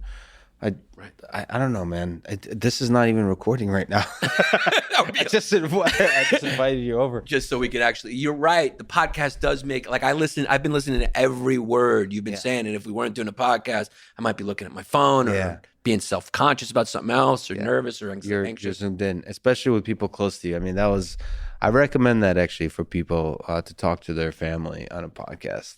Fake or not. That's really powerful. It made me realize that there's a clear distinction between the conversations we usually have with humans and those we have when a podcast is being recorded. What the fuck were we talking on before that? I knew you were going to lose your train of thought on that one because that's a big one. There's emotion behind that one. A podcast with Dad is going to take you to a place. I took you to a place. It took you outside of Interviewer. New York. I went to a place. And Yang, in New York and Yang. Yeah. So the data, one of the things that really surprised me about, I like the psychoanalysis you just threw in there. I knew that was, that took you to a place. So Andrew Yang mentioned. Do you respect me now, Dad? MIT, is it enough? Fucking million people listening to this? I got 14 Rogans. Is it enough, Dad? I'm creating robots. Is it enough for you? It's not enough. That's what drives you, probably. That's probably what drives me. That's what gives meaning to life, is it's never enough. And I hope to pass that on to my kids one day, that nothing's ever enough. Whether they're robot or human, right? Your kids. Most likely, let's be honest, robot. You might call one of your robots. You love your robot? Are you starting to love your... Is it going to be like that Pygmalion thing? You create them and then they kill you, but even while they're killing you, you got a tear roll. The tear. Right? A slow one tear. And just... Yeah. Why are you doing this Frankenstein? They're going, Why? But I loved you. Those would be the last words out of my mouth. But Andrew Yang mentioned something on that it cost $400,000, over $400,000 per year to support one person in prison in New York. Like, when I heard that number, it was really confusing to me. Like, that it cost that much, $400K per person. And it was really refreshing to hear a politician describe a particular problem with data, that this prison industrial complex, whatever the hell it is. And whether the solution, it's unclear what the solution is. I think he has solutions, but just the honesty of presenting that information was refreshing. And I'm not sure a capitalistic person would solve that. Those kinds of problems he might make worse. And I'm not, I'm a huge fan of capitalism. I think the free market is the way we make progress in this world, but it seems to go wrong in certain directions, like the military industrial complex, the prison, anything that ends with industrial complex. Mm-hmm. And so I'm not sure. Mm-hmm. I'm not sure if all of the problems. You're basically saying, let's put New York's problems aside. We need to have New York shine first to do what it does best. Essentially, yeah. And then the problems will fix them. And then we can focus on the problems. But if you just say, like, here's a problem, here's a problem, here's a problem, let's make sure we have the safety net that protects us against all of these kinds of problems. That's going to kill the city, the spirit of the city that is, in your biased opinion, the Rome of the world. Yeah. That said, a lot of people are fleeing New York. Yeah, that's why I say it. That's the reality of the situation is, I'm all for the public good, but yeah, there needs to be, back to that Greek expression, pan metron ariston. I also think the free market is responsible for progress. I think it's the most natural thing, the thing that's most aligned with human nature, which is self-interest. And which I believe, not to the extent that Ayn Rand would, but I do believe people are mostly self-interested, especially with one gun to the head. Morals are out the window. It's about survival. So, create a system that respects that and acknowledges that. But socialism works very well, at least right now, as a check, as to temper the excesses of capitalism, and in certain scenarios is the more appropriate system, in a vacuum. So one being prisons or, governance, parks. Maybe even, and this is a difficult one, but in healthcare, it's unclear what to write. There's a lot of debates there. Yeah, doctors want boats. Yeah, so I guess you're voting for AOC, you're saying. No, I'm not voting for AOC, but I do. It's just a tough one. That's a tough one. But ultimately, the Hippocratic Oath, it's like, how do you turn people away, man? How do you do that to people? It's like it's a tough thing to reconcile helping people, curing people with the marketplace. It's just I can understand why that one's so tough. And then you got hypochondriacs, of course, who drain the system. You know, like people who have anxiety, like me, who had COVID and called 14. I called 14 ambulances. So, and then of course we're fat, and the free market made us fat because it played the marketing made us want all this junk food, and that's a burden on the healthcare system. So we got to do something about that. We got to get creative. We need new thinkers. I'll be one of them. When you go to a fast food restaurant, you stand on a scale. If you're over a certain thing, you can't be served. It's good for the healthcare system. You know, you just handed a salad and say, sorry, this burger's illegal for right now. If you achieve these certain BMI goals, then you can have this burger. But right now, you can't. And that's where the state's important. Yeah. Okay, to regulate our freedoms. No Slurpees. I'm with you, Bloomberg. Well, I'm with you to go along. I think the salads are too expensive. They should be subsidized. If you go to like a fast food joint, the burger is always going to be cheaper than the salad. Yeah. And this does not make sense. No, we should run on this platform. I'll be your vice president. Yeah. We'll ban burgers for people over a certain weight and make salad cheap. 3-day work weeks. Why has that not happened yet? Okay, where are you going with this one? Dude, good for the economy. Stimulates the economy, right? More shifts, creates more jobs, more people spending because they have more leisure time, boosts the leisure economy, you know? Why are we still doing the 5-day work week? That was tempered from the 7-day work week. It used to be 7-day work week. It used to be like, and people who are just these libertarians, it's like, come on, dude, what is this? Are we freshmen in college? Yeah. We're gonna talk about Ayn Rand next. Like, let's talk about reality, okay? And human nature. People are fucking greedy. They lie. There's no end to up, which is one of my favorite expressions. End to up. No end to up. There's no end to up.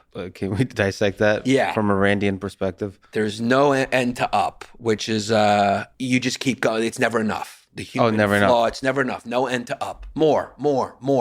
And, you have to reconcile the fact that you're going to die. So, like, this no end to up thing is that balance is just as valuable as progress. So we have to reconcile those two things and put them on a seesaw and figure out how to get two people who have the equal weight to keep it like that. And that's the goal. And it constantly vacillates according to the time. Sometimes you need a little more socialism. Sometimes you need a little more capitalism. Mm-hmm. You gotta fly the plane, man.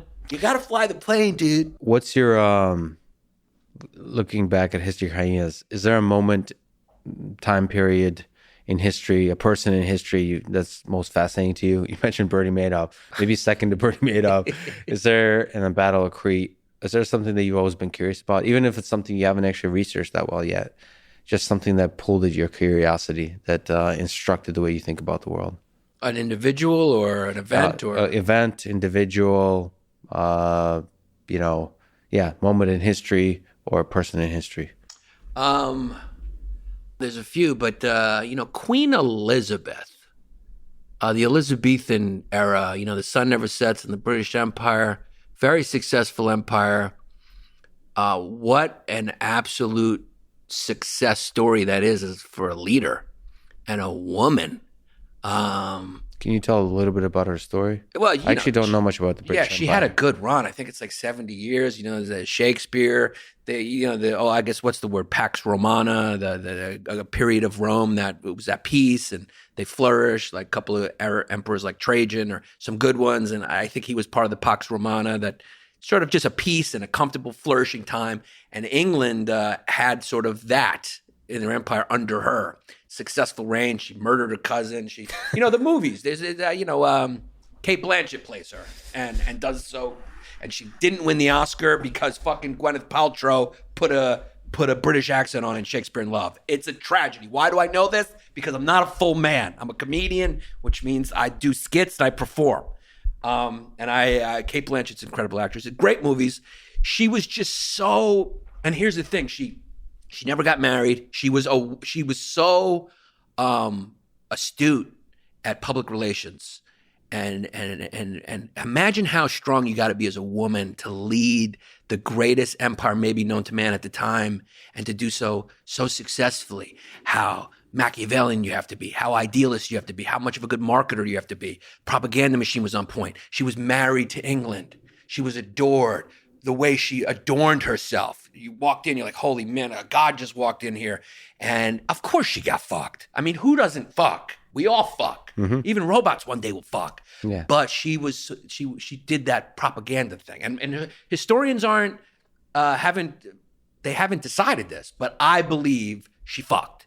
And I believe she did that as a tool of propaganda. I'm married to England. So you're directly referring to like using sex as a way to manipulate people. Well, she was known as like the Virgin Queen, and her thing was like, I'm married to England. Like I can't be distracted by man or woman, blah blah blah. She never had any kids, nothing. I think she did that as a tool of manipulation. Yes, which you need.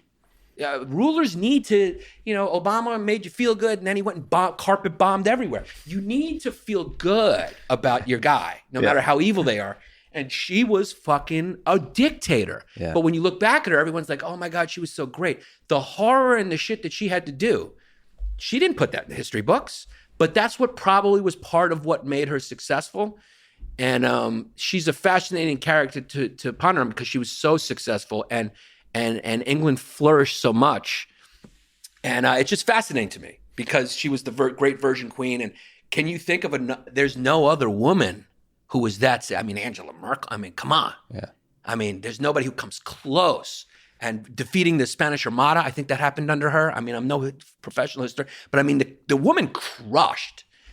And do you think it's more effective to lead by love, which sounds like what she did from the PR perspective, or by fear?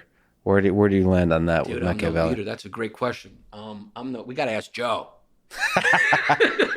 Well, yeah, this is interesting because I think leading in the 21st century in whatever ways is different.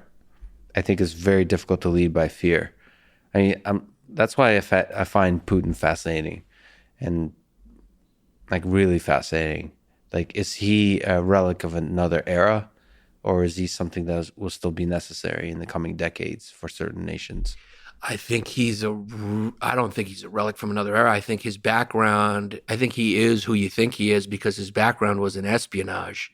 His background was in subterfuge and espionage. I think I've said the word subterfuge maybe 10 times now. But he... you like big words. You're intellectuals. I'm sitting here with you. It's time to flex. But he's very good at that, right? Like... controlling people with psychology. And even if you look at the way he's sort of used the internet and has sort of been, gotten into the citizens of other countries' opinions, and it's very KGB. He also looks great without a shirt on a pony. On a horse. On a horse, yeah. I thought he would choose a pony because a pony's smaller. Makes him look. Would you put Queen Elizabeth as the greatest leader of all time? Like probably. Yeah. I think as a woman, and you look at the length of the reign. I think it's like 70-something years or something like that she reigned. Success, man, success. She used the church. She used public psychology. Shakespeare, the greatest playwright of all time, under her reign. People were going to plays, and it was a successful run, and she was marauding everywhere else, and culling resources for the empire, and just a absolute successful. It's even a token of her success. We don't consider her a dictator. Yeah, she's a dictator. She was queen. This is my thing I love about the feudal system, that these fucking countries still have feudal systems. They're celebrating a horrible thing. Divine right of kings, oppression. Kings were dictators, and now they have fucking ceremonial. Why don't we have a ceremonial Führer? Why doesn't Germany? He doesn't do any of the bad stuff. He just rolls around and does this and shit. I mean, it's like, what the fuck? There's no difference between a Hitler and a fucking king. They did the same horrible shit. Why not a fucking ceremonial conqueror? Alexander the Great walks in, rapes a little bit, but it's all in fun. It's for ceremony. He represents the country. Macedonia is Greek. It's interesting to see that you're starting to see a bit of that in Russia with Stalin, actually. The celebration of a man that helped win the Great Patriotic War. Uh-oh. Yeah. Right. So like you're already starting to see that. It's very possible in history books he'll be seen as maybe like a Genghis Khan type of character, and you forget the millions that he tortured. Right.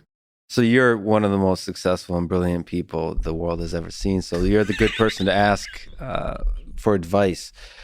there's a lot of young people that look up to you. God bless their souls and hearts. Made the right choice. What advice would you give to a young person, maybe to yourself, to a young version of yourself, and just how to live a good life? Be doggedly you. I think the magic happens when you are stubbornly, doggedly you, and you meet other people who are doing the same. And the real magic of life, the real true currency in this ephemeral life is sort of the communication that happens between people. That's the real currency. Friendships, love. It's cliche, but it's I think the meaning of life is to experience love. And I think people often mistake, maybe it's because of Hollywood films and things like that love is a feeling, but it's not. It's an action. So that took me a while to learn, and I think that's why I've made decisions since that I think have been good for me and healthy for me. Love is an action. People can say things. You can feel things. That doesn't mean they're necessarily real. It's all chemical reactions. It's all tied to our immaturity and psychological issues and survival.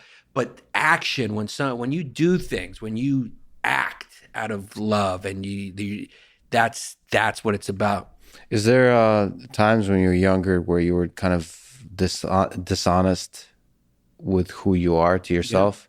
Yeah. In terms of like what kind of things did you have to do to shake yourself up and be like, okay, I thought I'm going to be a scientist, but instead I realized I'm going to do this. Yeah, my parents I'm going to make funny. Yeah, my comedy is a hard thing to explain to an immigrant mother who came here and under Nazi occupied Crete and became a human rights lawyer. And my brother's a lawyer, my father was a lawyer. Clawed his way up. His dad was a.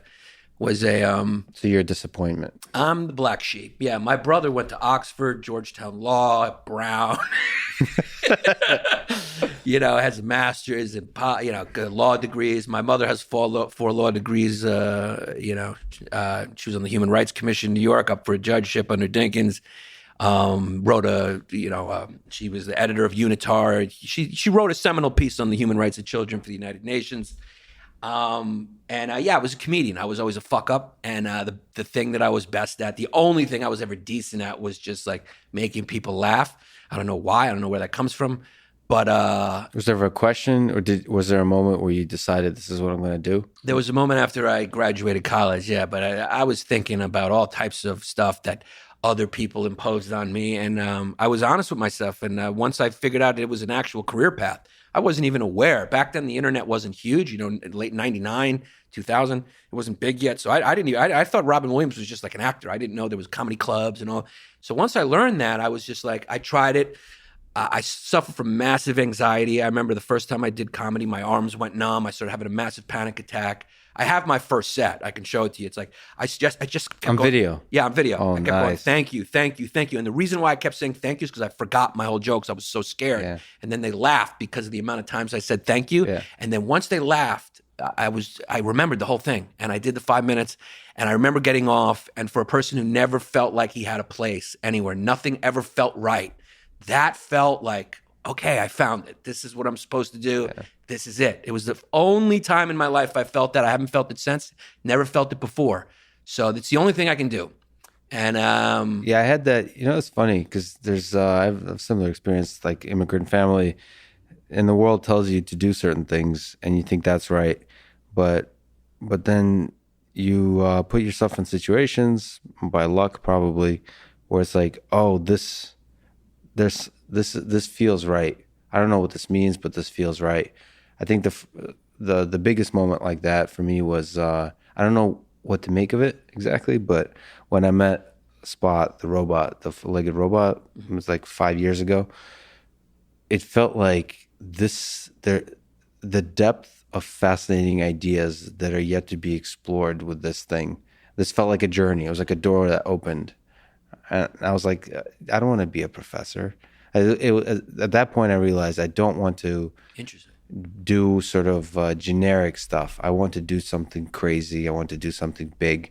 That's the reason I stepped away from MIT. That's the reason I have this burning desire to do a startup. That's the reason I came to Austin. Yeah, I don't know what the hell it all means, but you just kind of follow that. That's awesome. That sounds like you're following what's doggedly you. And also, I think just to piggyback off it, I think that means no matter what it is, because I think our the American dream is sold like, hey, if you're not Beyonce or if you're not famous, you're not worth it. I hate that, and that's what I love so much about certain countries like Sweden. It's like where everyone has healthcare and stuff like that, because everyone's is valued more. It's like whatever. If you want to be a doorman, do it. Like it's all the same. Prince was not happy. There's no just because you're rich or famous, you're still the same guy. Yeah. Whether your possessions are a lot, little, it's like. I have met some doormen. I have met some tax gabbers that, I lie to you not, are more fascinating. Comedians are horrible people. I want to get away from all of them. I have very few friends, Paul Verzi, Tim Dillon, who are comedians because they're awful, awful people. Some of the people who you know the most, who are the most famous, are not who they say they are. Usually that's the case. They're putting on that public facade because they're fucking sociopaths. Yeah. They're horrible people. And some of the most beautiful people I've met and the most interesting people I've met have regular jobs. There's no shame in any fucking job.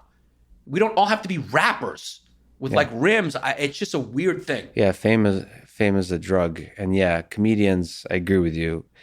There's some part of me that knows that there'll be a moment in my life when I'm standing there with like a sword or a knife in my stomach and looking at Tim Dillon's smiling face. Saying, you shouldn't have trusted me, you stupid fuck. So on that note, Yannis, I've been a huge fan of yours. I love what you're doing with Long Days, now your new podcast. And I obviously love all the stuff you've done before with History Hyenas, the chemistry. The chemistry you have with yourself is also fun to watch. So, man, I'm a huge fan. It's a huge honor that you come down here. Dude, thanks so much for talking today. It means so much to me to hear you say that. I really appreciate it. I'm a big fan of yours, and having me on has been amazing. And just thank you, man. Thanks for having me on. And people, if they want to watch my special, it's called Blowing the Light. It's on YouTube. And please come listen to Long Days, the podcast. And let's go eat some barbecue. Let's do it. Thanks for listening to this conversation with Yannis Pappas. And thank you to Wine Access, Blinkist, Magic Spoon, and Indeed. Check them out in the description to support this podcast. And now, let me leave you with some words from Karl Marx. Revolutions are the locomotives of history. Thank you for listening and hope to see you next time.